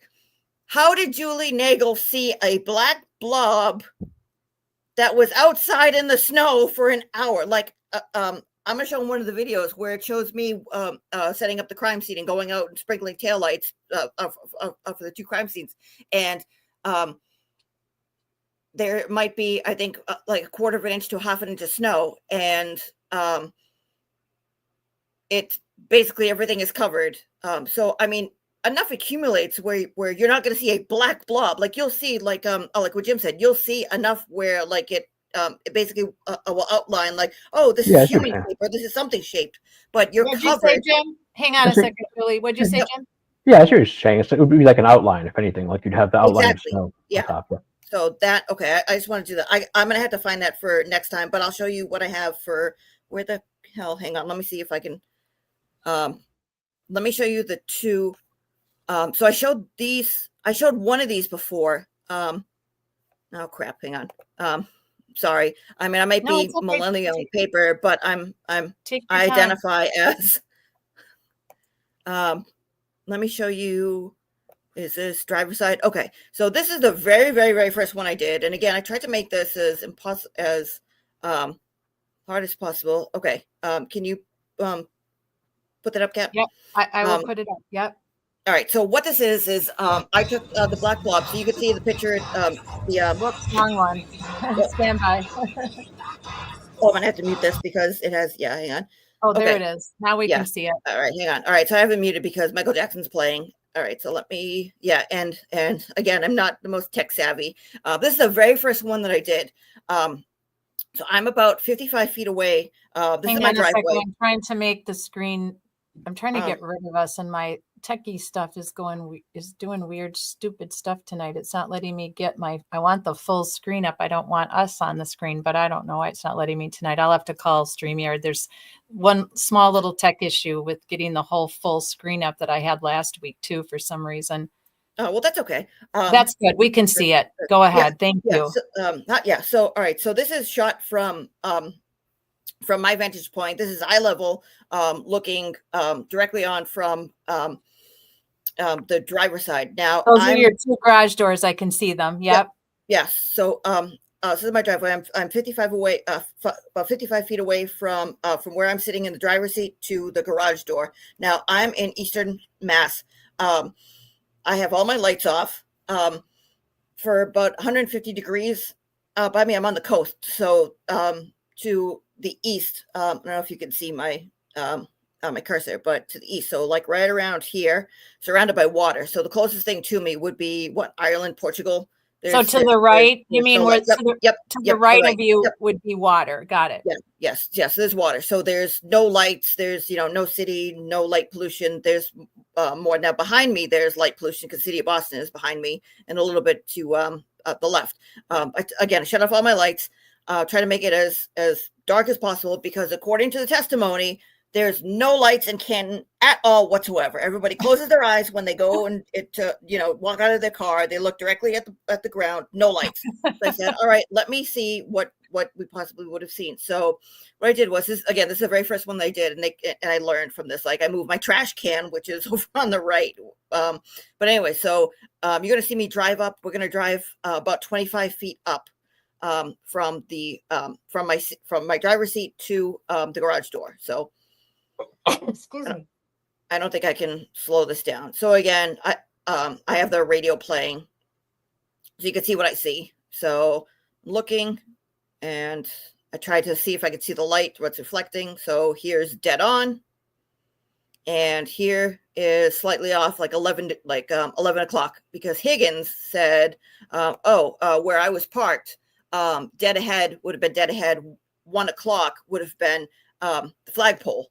And so I'm like, all right, 1 o'clock, that's 30 degrees. Let's see if I can get 30 degrees. And I don't know if you could see what's here. Again, this is the first time I did it. It's going to start over again. Hang on, we'll do it again. So I don't know if you could see what's there, but I put the Nagel blob up. That is, if you're looking from my front wheel to We see the it. end of It's right there. It's right there. Nagel to the blob. left. Yep. Right here to right here. Again, I don't know if you can see my cursor. That is 8 feet. Now, We again, can't see your cursor, but oh, we okay. see the All right. blob. So if you look to the left of the bush, right to underneath the dark window on the garage door, Yeah. that's 8 feet. So that is approximately where John O'Keefe was off the road. Now, again, you don't know where he's measured. You don't know if he was measured from his feet. You don't know if he was measured from midsection. You don't know if he was measured from his head. Who knows? So again, I kind of just waited. This is the first one I did. Let me show you the next one. So what you're saying is when Higgins left and he got into his Jeep, which they said was parked in front of the mailbox, Higgins, Jen, and McCabe, and he turned those lights on that Jeep, that he would have had to have seen John if he was laying in the yard. Every single person that walked out. I mean, again, I turned all my lights off. My neighbor to the left of me has lights on his garage. No, but are there any lights on my right? So when I turn the lights off, and the next one I'm going to show wait a second, can I do present again? Let's see. Oh, yep. Yeah, you have to I'll take that one down. I have to Okay. take that one down. Yep. Okay. Yeah, There we go. this next one's a better view. Is it this one? Yes. Yeah, I think it's this one. Okay. I moved this one. This one is now on the right. So this is more along the lines of where John would have been. Tried to obscure as much as possible, because that was a thing too, which was a whole bunch of people were like, well, it's not like he was in like the middle of a field with signs pointing to him saying, body here. He was, underneath bushes. He was off to the side. You couldn't see. There were moon shadows, whatever the hell a moon shadow is. Yeah. Well, it's like, I don't know how that works. There are also street lights, and okay. The anti-Karen Reed Okay. fraction have come up with every excuse in the book why 11 people did not see John O'Keefe laying in the front yard, and they didn't see him because we all believe he wasn't there. He wasn't there till 3 or 3:30 when Chris Albert showed up with his Ford Edge and helped out, because that's what I believe what happened. And I was reading Facebook, Sean on the Golf's Facebook group, and I believe it was it Rich? Yeah, Rich was the one who said, he kind of went on a rant and basically said, yeah, Rich Schiffer. Yes, Rich Schliffler, and went on a rant and basically said everything that I had been saying for the last 9 weeks, that I believe that the fact that Chris Albert was so quietly kept out of all this is a joke, because he was involved in it up to his eyeballs. As far as I'm concerned, he literally helped. I think he was convincing and talking John into going to this supposed after bar party. That's what we call them in Wisconsin. When you go out after a bar closes, after bar party, which is what they were pretending to have so that they could get John and talk some sense into him, because of the case that he was investigating that was pissing off Kevin Albert, Brian Albert, and Chris Albert. That's just my opinion, guys. I've told you before, that's my opinion. And so I wrote to Rich and I said, hey, I completely agree with you. I agree with you 100% that Chris is in it up to his eyeballs, and that he was probably the one in the Ford Edge that helped move John, and they used the forward edge to block the situation. And that's the forward edge that Lucky saw, because you have to be a complete idiot if you don't believe Lucky. One of the most honest witnesses I've ever seen in my life. And if you think Lucky lied to for what reason, he has no reason to lie, zero reason to lie. He grew up there. He's a Cantonite. He was friends with the Alberts. You could tell he was uncomfortable saying anything that could possibly hurt them, but he told the truth. There's no doubt in my mind he told the truth. Yeah. Is Rich the duck guy? Yep. Yeah. Yeah. That's different. Yep. Yeah, I agree 100%. Chris is in the deep. Yeah. He definitely is it. He's definitely was involved. And all those, the footage that Microdots put up, and that I think originally it was now I forgot her name. She's one of not Aussie Insider. She's the other Australian. Lily. Her name is Lily, and she was the original person that caught that, where they were pointing at John and like yelling at him before they left the bar that night. And we've shown that a couple times at the end of our Friday Night Lies. She was the one who caught it first, the original one. Now I can't. Oh, True Crime Kangaroo, right? Is that? Oh, her? yeah. Yep. Yep. So luckily Microdots, I mean, they did give her credit that she was the one who first saw, but then Microdots cleaned it up and enhanced it. And you can really see that they are yelling something at John, Higgins, and Albert. And then Chris is trying to make them stop because he doesn't want it to go down in the bar where all the cameras are. So that's why he's trying to make them stop. It's so obvious what was happening, that they were pissed and they were getting ready to have it out with John. And it's just, I don't understand how people don't see that. It's frustrating to me that more people don't see that this was all going to go down the way it did. Only they didn't mean to hurt him like that. They were just going to, teach them a lesson. Hey, this is our town. Quit messing with it. Quit trying to bring up this, this case with our nephew involved, or else. I mean, that's what I truly believe was going on. And I think it had been going on for weeks and months, undertones of it. And then it all came to a head that night when they basically invited him to come out and meet them. That's really how I feel it happened. And I hope it'll come out someday. I think, Jim, as you follow the case more and you watch more testimony, and especially with the second trial coming up, it'll be really interesting to reconnect with you as this goes forward. Yeah, for sure. I'm definitely interested. Whenever it starts. Yeah, we'll have to see. Well, we've got plenty of witness testimony left for Friday Night Lies. We'll be very busy because these guys know me. I always underestimate how long this is going to take. I always think, we'll be able to do Ricky and Heather, and because their testimonies are very short though. But now we'll have to wait till next week to hear all the truck kids, because there's no way I'm keeping you guys all up much longer. So, so Julie, are you ready for me to put it up? Yep. Okay. Yeah, it's I had two of them up. Yeah, there you go. All right. This is dead in front of me. Okay, so this is the same thing, 55 feet away. There's the garage. Oh yeah, you can't see. So deadhead. This is to garage. Now again, this is and I forgot to say in the last one too. That was while it was not snowing. Now again, you guys grew up around snow. You guys know that when it snows, it gets brighter because of the reflection and everything else. So yeah, so it gets brighter. So this is again no lights on. It's not snowing again to the right of me. It's completely pitch black, and we'll go on and so forth. Again, I screwed up. These are like the outtakes because my trash can is right there. I can already see it. I see what looks like feet. I see what looks like a foot sticking up and a leg. That's what it looks like to me. About 30 feet.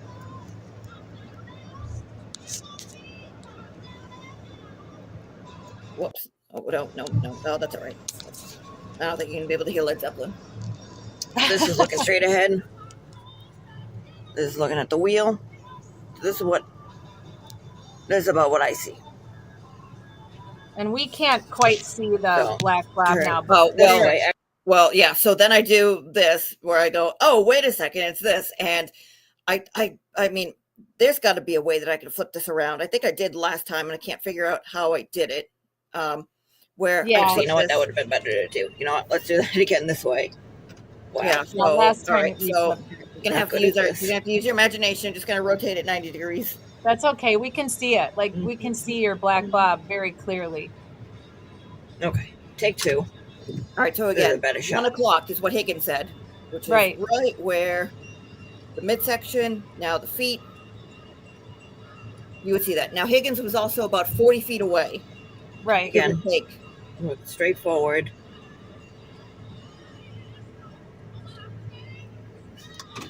Now this to the dark object, Nagel's blob, approximately 30 feet. And it is 16 feet from midline core, which is where I am,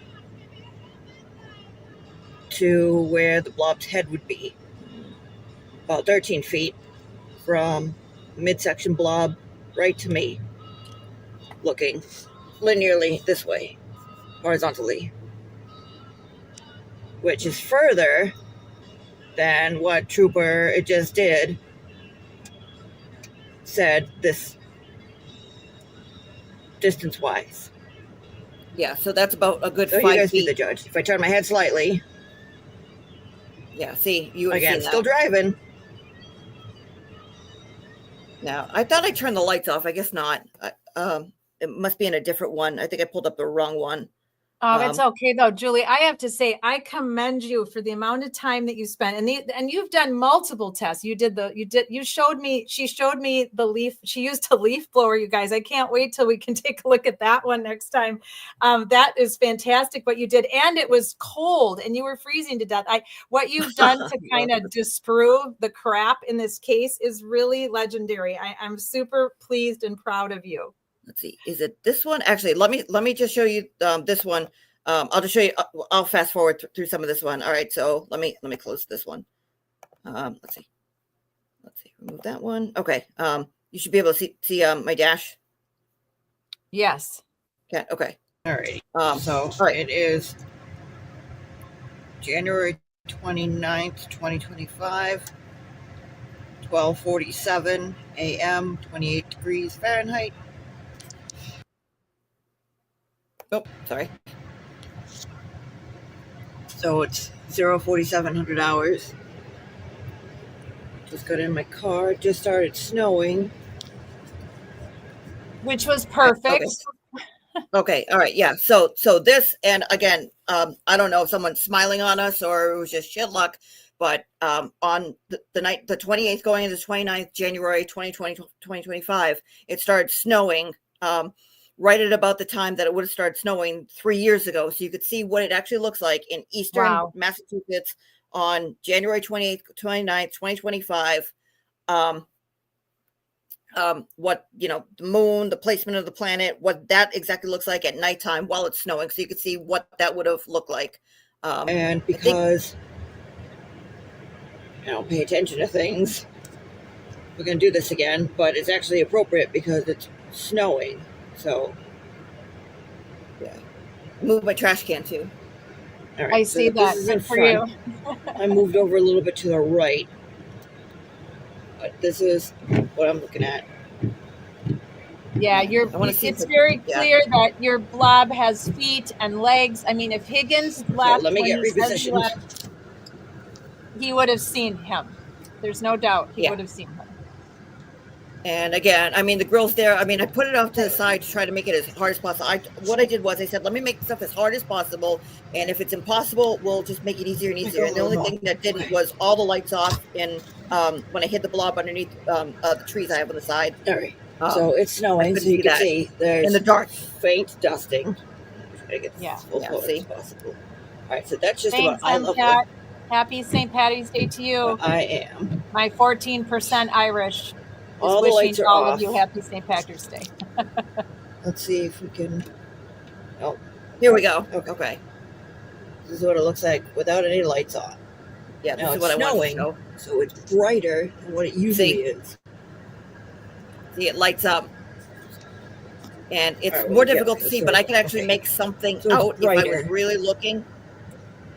Yeah, with the naked eye, coming, it gets a little us brighter. seeing it on the camera, not so easy, but you Okay, had your so- naked eye Yeah, looking exactly. at it. Still- Yeah. Eye level right in front, so you can see what that looks like. Yeah, I was Now, trying to get it to pick up a I little don't bit. You know can if see a that's gonna little bit, show up on video, not but that much. from what I could see, And then I want you guys to see what it looks I like see outside. Like there's you could see old snow, which I shape left of for so this yeah, exact don't reason, worry so about I what had I'm a saying. white So spot you can see the side. under me. You can see the on the outline of side, the so garage show up some top on the roof contrast. because it's bright from the snow. But I see nothing out of the ordinary, but on it the looks right like side of the there's a door. little something. The garage door on the right, that I can't quite make up, but it looks like there's a pair of shoes sticking out. Yeah. And then when turn the lights on, that's what Matt McCabe would have seen. That's what we see Higgins this. would have seen. That's what Yep. the guy driving the truck So would have this thought is was Ryan probably Nagel about twice the would have seen. distance of what Higgins would have seen getting in his car. Now again, he had a Jeep, which car that I'm in right now is a little higher than a Jeep, but it had a snowplow on it. Now snowplows on a Jeep aren't these big fucking monstrosities that you see on the highways. I'll swear a whole bunch. I apologize.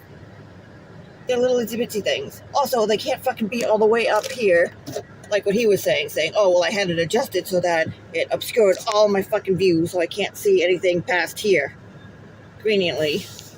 Right. That down was his like testimony. front, where Yeah, get a little here. heated. So, at the most, you'd see a little bit like this obscure. If that. I mean, What does that this is not in cover? general. But it's convenient if you don't have some asshole sitting in your driveway doing shit like this to That'd show be me. what it actually looked like. But Oh my gosh. Julie, you are Yeah. the best. I love your experiments. I can't wait to see the taillight experiment. Yeah. You Well, should be commended for the time that you took to do this. And it does give perspective though, because that was the big sticking point for me in trial number 1. All of these people coming and going from this house in such a short amount of time with not a lot of snow yet accumulated. If there was a body on that lawn, at least one of them would have seen it. And it wouldn't have been Julie Nagel seeing a 5 to 6 foot black blob. She would have actually seen John O'Keefe Lane, like you were saying, Jim, an outline of a person. There wasn't that much snow yet accumulated at that point. I don't buy any of it. I think it's all just a crock. Seems Yes, that way. agree. We're all a little biased now. We all have some confirmation bias going on, Jim, because we followed this case for so long. So I've been on there's no way John O'Keefe got hit by a car. And if he did get hit by a car, there's no way 11 people didn't see him. And there's no way Lucky would have lied on that. I've been on that for so long that you're never convincing me different. I would literally have to see a video, Ring doorbell video from the cop who lives across the street.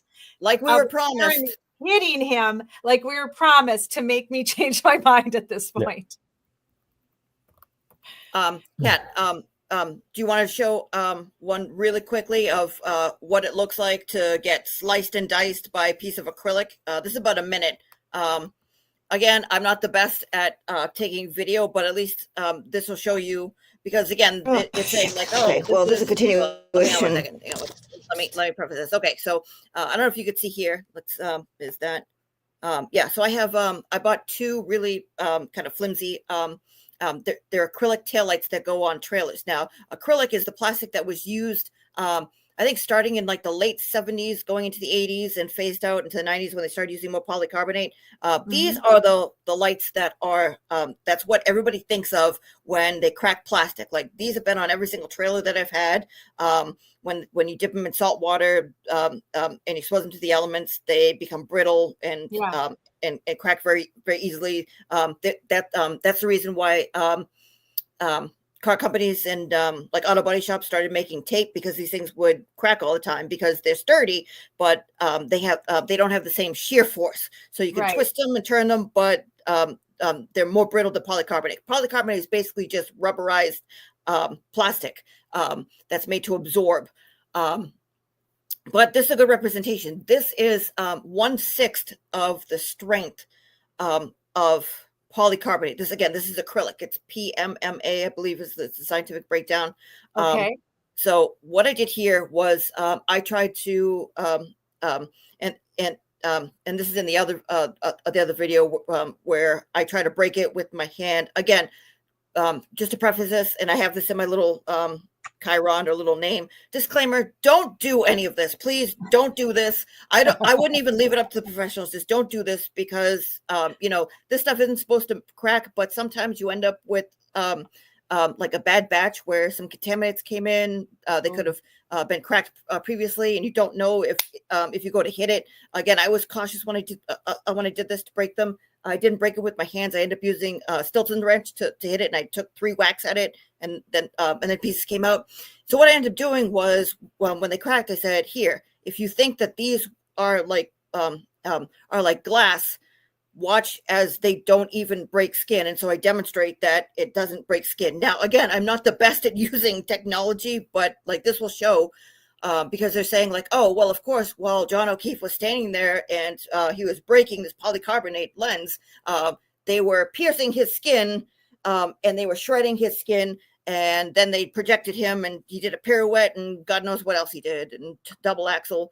So this is going to show. So again, disclaimer, don't do this. Please caution. Kat, I don't know if you want to say that as well. Please don't do this.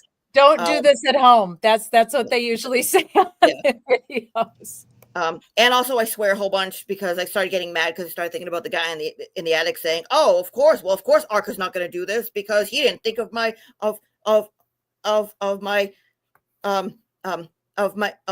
titanium elbow shattering this piece of rubber." But anyways, don't understand how technology works apparently. Okay, so here's a piece. Yeah, see. Okay, see how it looks sharp? See how sharp? If this is glass, sure do a number. Again, don't do this at home. Don't do what I'm doing, please. Can't stress that enough. God, okay? Don't do that. Yep. So, let me see. Again, trying to break the skin. My hand. Okay. Again, I'm not the greatest. I could press technology. A whole bunch. See my finger? Let me see. Get better light. But, I mean, that's enough to leave. Oh, wait a second. Oh, hang on 1 second. Wait 1 second. Nope. Go back. Hang on. Okay. So do you see? I applied a lot of pressure, enough to divot the skin. And again, you can see like the little, because again, it gets cold and my skin is dry. You can see that there are striations on my finger to show like, hey, I'm actually trying to, do some damage. And do you see that it looks like I've been bitten by something? No, because I wasn't, because that's not what this stuff does. Okay. A mark. And again, no one's going to be doing this. The taillight that's going to bite you or cut you or whatever. Okay. How many times I do that? 20. Pressing a good amount. I mean, that's about the same. It's making an indentation in the wood. I think I don't know if this is the right one. You can see. Like a paper cut. I have a little trickle of blood. That's on my left hand. That's maybe what, 1/8 of an inch, a couple of millimeters. And I want to show you what's not real. Okay. Can everybody see this? I know that's not the most clear. Let me see if I can get this to a little bit better. Okay. Wait. Nope. Is that better? Nope. Let's see. Is that better? Nope. Yeah, we can see it. I'm going to smash this one up to bits. Yeah, see, so that's what I did with the Stilton wrench. So do you see how it shattered into 47 big, huge pieces? No, absolutely not. It broke a little bit up top. I hit it a couple times and I cut another one in half to use outside in the snow for the 2 crime scenes. But I don't know if you can see, I think the bars on the way, I was trying to back it up. There are little itsy bitsy microscopic pieces. Yeah, do you see like the little pieces that are about like 1/4 of an inch to half an inch long, but are really thin? That's what was supposedly left on John O'Keefe's clothing. Where they're saying, oh, they're big enough to pull out. Well, if you have access to stuff like this and you go, all right, well, I guess we'll just, I don't know. Allegedly, again, everything is allegedly. Again, this is just, hey, I heard theories, let's try this. This is just demonstration of what it looks like to smash an acrylic piece of red taillight because I needed to use it for outside. But I just wanted to show that that's what that looked like. And you saw that, the damage I was, again, trying to do to flesh because I didn't have a piece of chicken or anything to do that. And again, it's myself. So. Well, I think it's utterly fascinating that you put yourself through all this to try to disprove everything. Now, the attic guy is going to say, but you weren't going 24 miles an hour, when that piece of acrylic was hammered onto when you were testing it on your skin, he's going to say the whole, well, you're the math person, right? So what's I was applying pressure. Power. I was applying pressure that would have been, well, not close, but it would have been, it's hard to measure. I mean, I wrote everything down because I did his little thing, like, okay, let's say hypothetically you would need to sustain standing in front of a taillight so that a taillight would bend because the polycarbonate would bend. So you would need to stand, and with the muscle that is the surface area of like a chicken wing. So you take the muscle equivalent of a chicken wing that's going to stop a car from pushing you. That's a car from going 24 miles an hour, from pushing you away and ripping your arm off, that you could sustain that. But then all of a sudden it shatters, and then shatters your skin while moving at a rate of 35 feet per second. I'm sorry, 35 feet per a quarter of a second. That's unheard of. That is unheard of. What planet are you doing this on? Is that what happened? Is that the type of gravitational pull that you have in the attic? I don't think so. Yeah, I don't watch him because they drive me crazy. It makes me nuts, so I can't watch him. I've They tuned drive in me a couple crazy. times, just to hear. Well, I like to hear what the naysayers are saying and what they always have an excuse for everything, and they usually go back to the whole "I hit him" thing, which is just ridiculous, and they don't really follow science at all.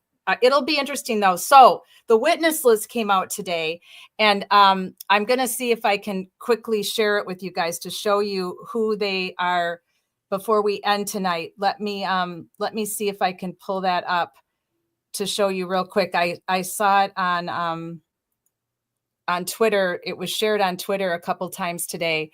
So I'm going to open up my Twitter account here and see if we can pull it up.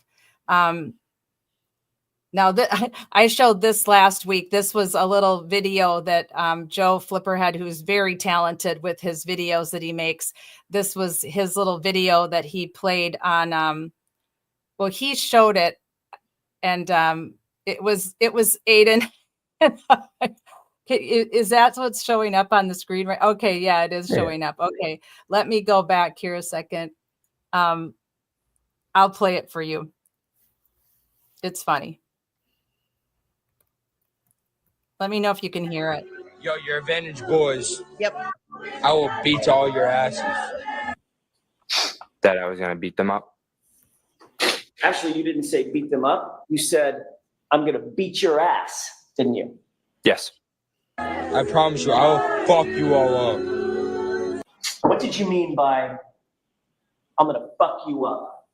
Pull up, bitch. Bang, bang, the bang, bang. Pull up, the bang, bang, the bang, bang. Pull up. Yes. To ball up your fists and beat the shit out of them. Objection. Can you answer that? Will you answer that, please? Yeah, can you repeat the question? Probably shouldn't. You're a bitch, Probably bro. shouldn't, he says. You indicated I missed that. Fuck you. Yeah, fuck you, pussy. Yeah.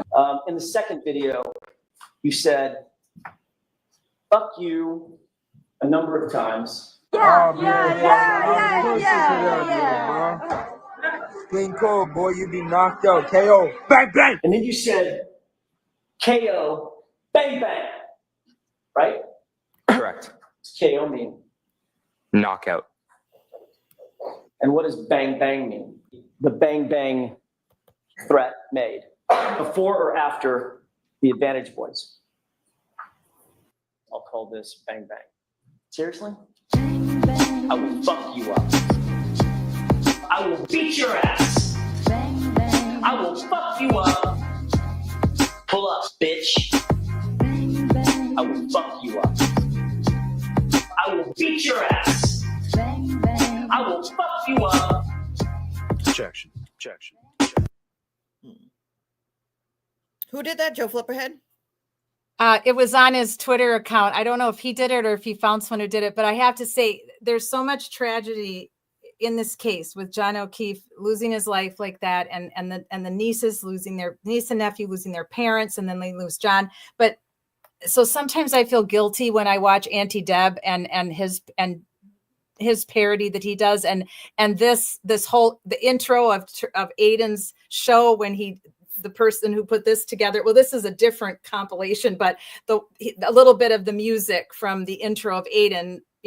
Sometimes I feel guilty that I get joy out of that but we have to have a little bit of humor in some of these cases because they are so dark and they're so horrible that we have to at least find a little bit of humor in some of it when they give it to us. I mean, these witnesses provided this to us with their testimony. I mean, Colin's testimony was just beyond the pale for the most part, and we're going to listen to him in a couple weeks.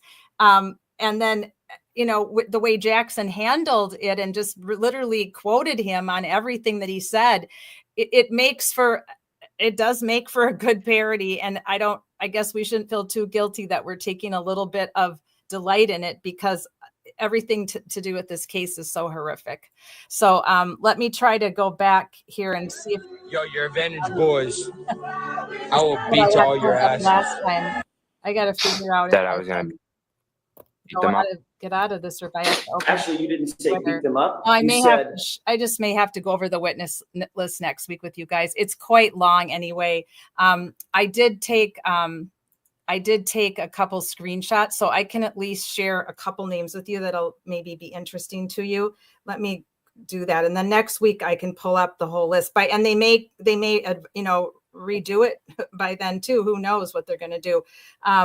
So I mentioned this earlier, there was a new motion that is dated. Let me see where the date is on here. Date filed. Oh no, that's not the one I was looking for. Never mind. That was an older one I was looking at today. But I thought I saw someone post on Twitter a new motion that went out. I'm trying to look for that. I took a couple screenshots of the person who listed the witness list.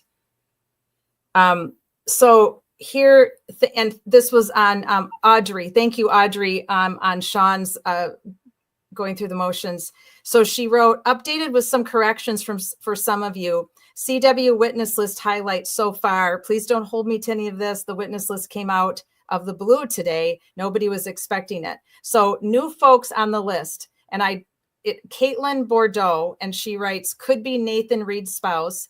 Aiden Kearney, and then she writes, Nathan Reed, they were not in the first trial. William Reed was not in the first trial. Steve Scallon was not in the first trial.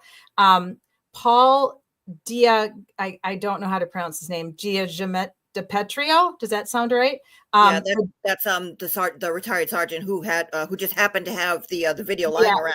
Yeah. Yes, the dude who downloaded CPD files with Helena Rafferty was not in the first trial that she writes, Brian Wainless, the destroyer, remover of the taillight housing. Hannon Knowles, no idea. Shannon Burgess, the bits and bytes guy, was not in the first trial. Colleen Crawford was not in the first trial. NCDA Wizard of Video Editing. James Crosby, not in the first trial. Molder of Chloe's Mouth. Andrew Klein, no idea, she writes. Mike Maroli, Aperture LLC. Those are those new experts that they're bringing in, accident reconstruction experts from Aperture LLC. And that also Judson Welcher, also with Aperture LLC. And then Isaac Wolf, the neuroscience MD. So that's a lot of new folks that did not testify the first time. And then she writes who we lost from the CW. Nicholas Barrows, the honest Dighton cop, who actually testified that all he saw was a small crack. Karina and Nick Kolokithis, the Greek couple, the Adorbs couple that she wrote at the Waterfall Bar and Grill. He's not calling them back. He doesn't need them, apparently, because they were too nice to Karen. Too many good things they said about her. Lucky is not being called back by the CW. And most honest guy in Canton, she wrote. So that's interesting, right? All the people that they have decided not to call for the second trial were all helpful, in my opinion, for the jury, for Karen Reed. Don't you see it that way too? Yeah, I would think so. I'm not familiar with all of them, but from what I do remember. Right. But they'll be called by the defense anyway. But the defense will call them for sure because they were all helpful to the defense. But it's interesting. And then all these new people. I mean, Steve Scallion. What do you make of that one? Do you know who that is? Have you followed it long enough, Jim? I know I think he tipped somebody off about the police being involved or something like that, I think. Yeah, he was the one that tipped Yannetti off that Brian Albert did the deed, that John was in the house.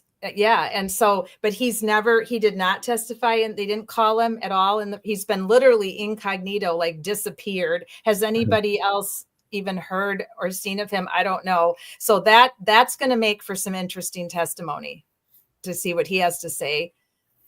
I don't know about all these other ones that they're calling much. I mean, obviously I find it interesting. They're calling her dad.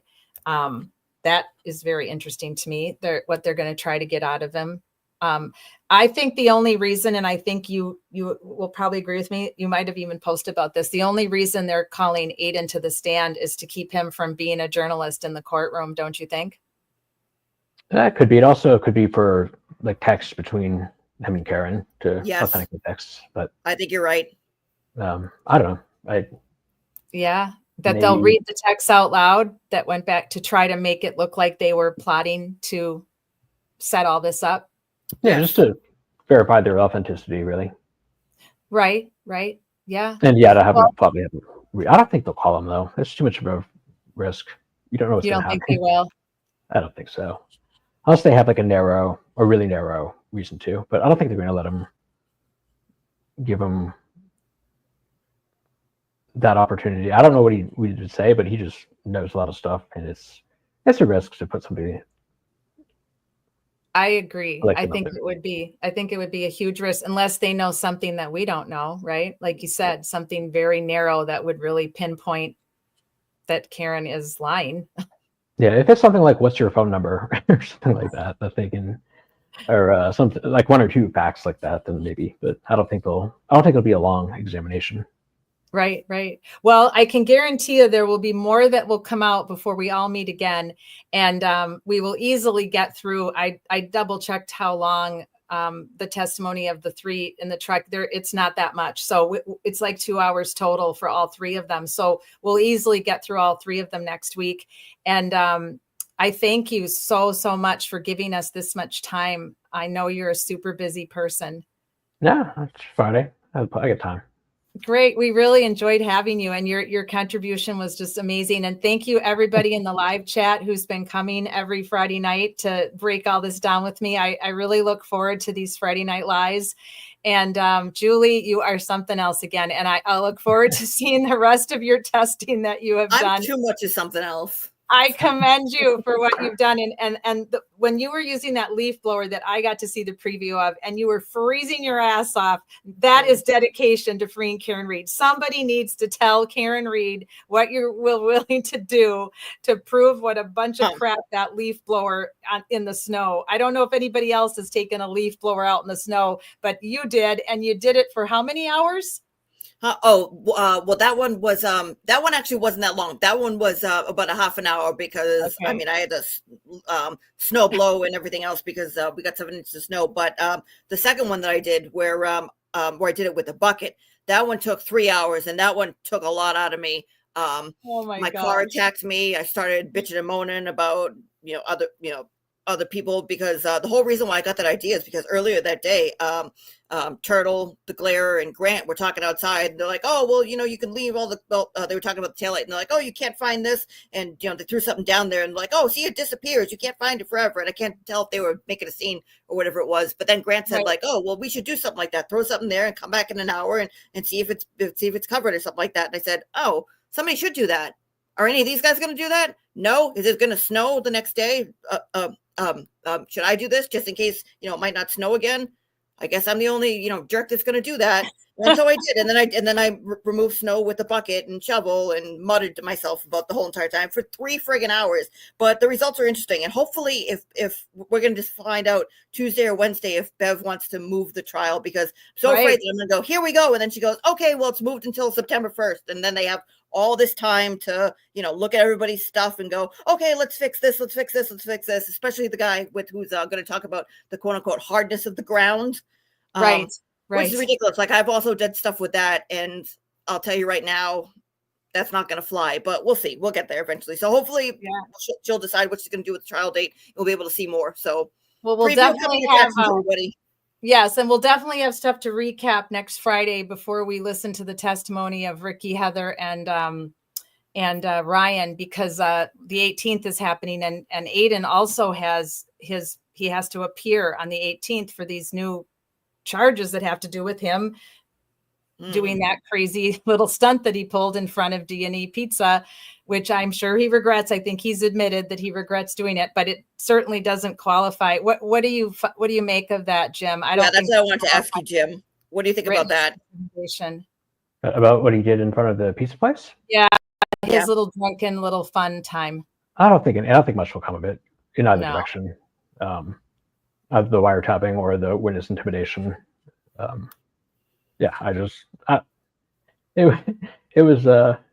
what it was. It was a fun night. It probably got a lot of hand. Shenanigans were had. Right. I'm sure it'll be, hotly contested, but I don't think much will come of it.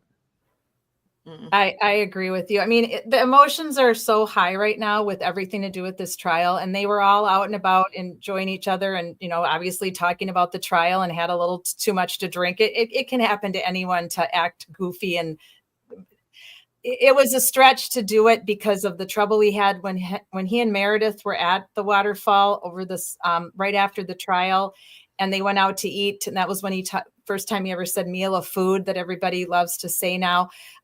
That was out of control, what was going on with Ryan Nagel and Julie Nagel, and Colin was there. And then Chris came out and threatened. I mean, he said he was going to beat his head into the cement. I mean, that was crazy stuff. Like, you are not afraid of this man. If you're screaming at him because he just came out of a restaurant, that you're going to put his head into the cement. I mean, that of all things should get that whole witness intimidation stuff dropped right then and there. So it's definitely, he took a risk. In my opinion, they shouldn't have really been there anyway. Like, it's so close to the trial. Why are you doing this? Why are you pushing the envelope? So I kind of wish they hadn't done it, but they did it. So now that's where we are. It happens. Right. Yeah. Well, guys, it's time for us to go. I thank you so much, Jim. It's just so great to know you. Happily angry lawyer. You are welcome back any Friday Night Lies. We will be here Friday nights for the near future. So you come back anytime. Yeah. Okay. Yeah, for sure. Love to watch more testimony. In the far future, depending on how far out this trial gets pushed, we will keep going over the witness testimony. Yeah. So if you have a free Friday night, you let me know, and you've got the green room link now to get you in, and I can send you an updated one if we need to. So Thank you, Julie. Thank you, everybody live in the chat box. And I will see you all next week, and I'll just play you out with our theme music. Thank you to our creative director who came up with this amazing, inspiring song. I love our theme song. It makes me feel really proud to be a victim advocate and a justice seeker, and it should make all of you feel proud as well. So have a great night, everybody. It's just us. Keep up the good fight.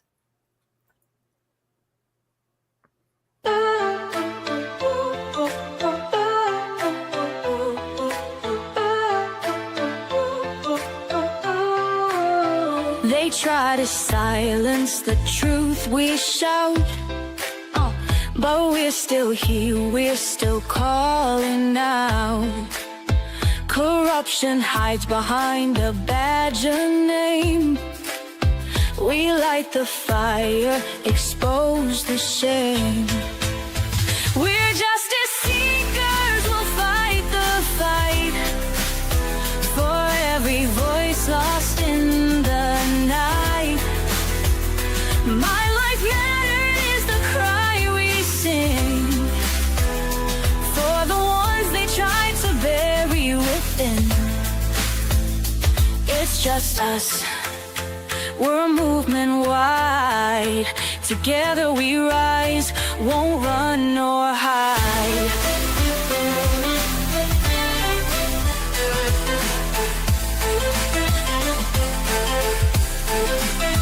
The stories echo, the pain runs deep. For stolen lives, we can't just weep. Elected power, but their hearts are cold. We'll bring the truth, let it be told. We're justice seekers, we'll fight the fight. For every voice lost in the night. My life matter is the cry we sing. For the ones they try to bury within. It's just us, we're movement wide. Together we rise, won't run nor hide.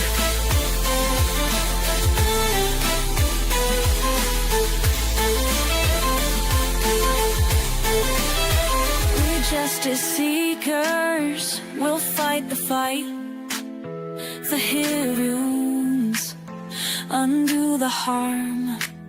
Calling out corruption, we'll stand tall. For justice and truth.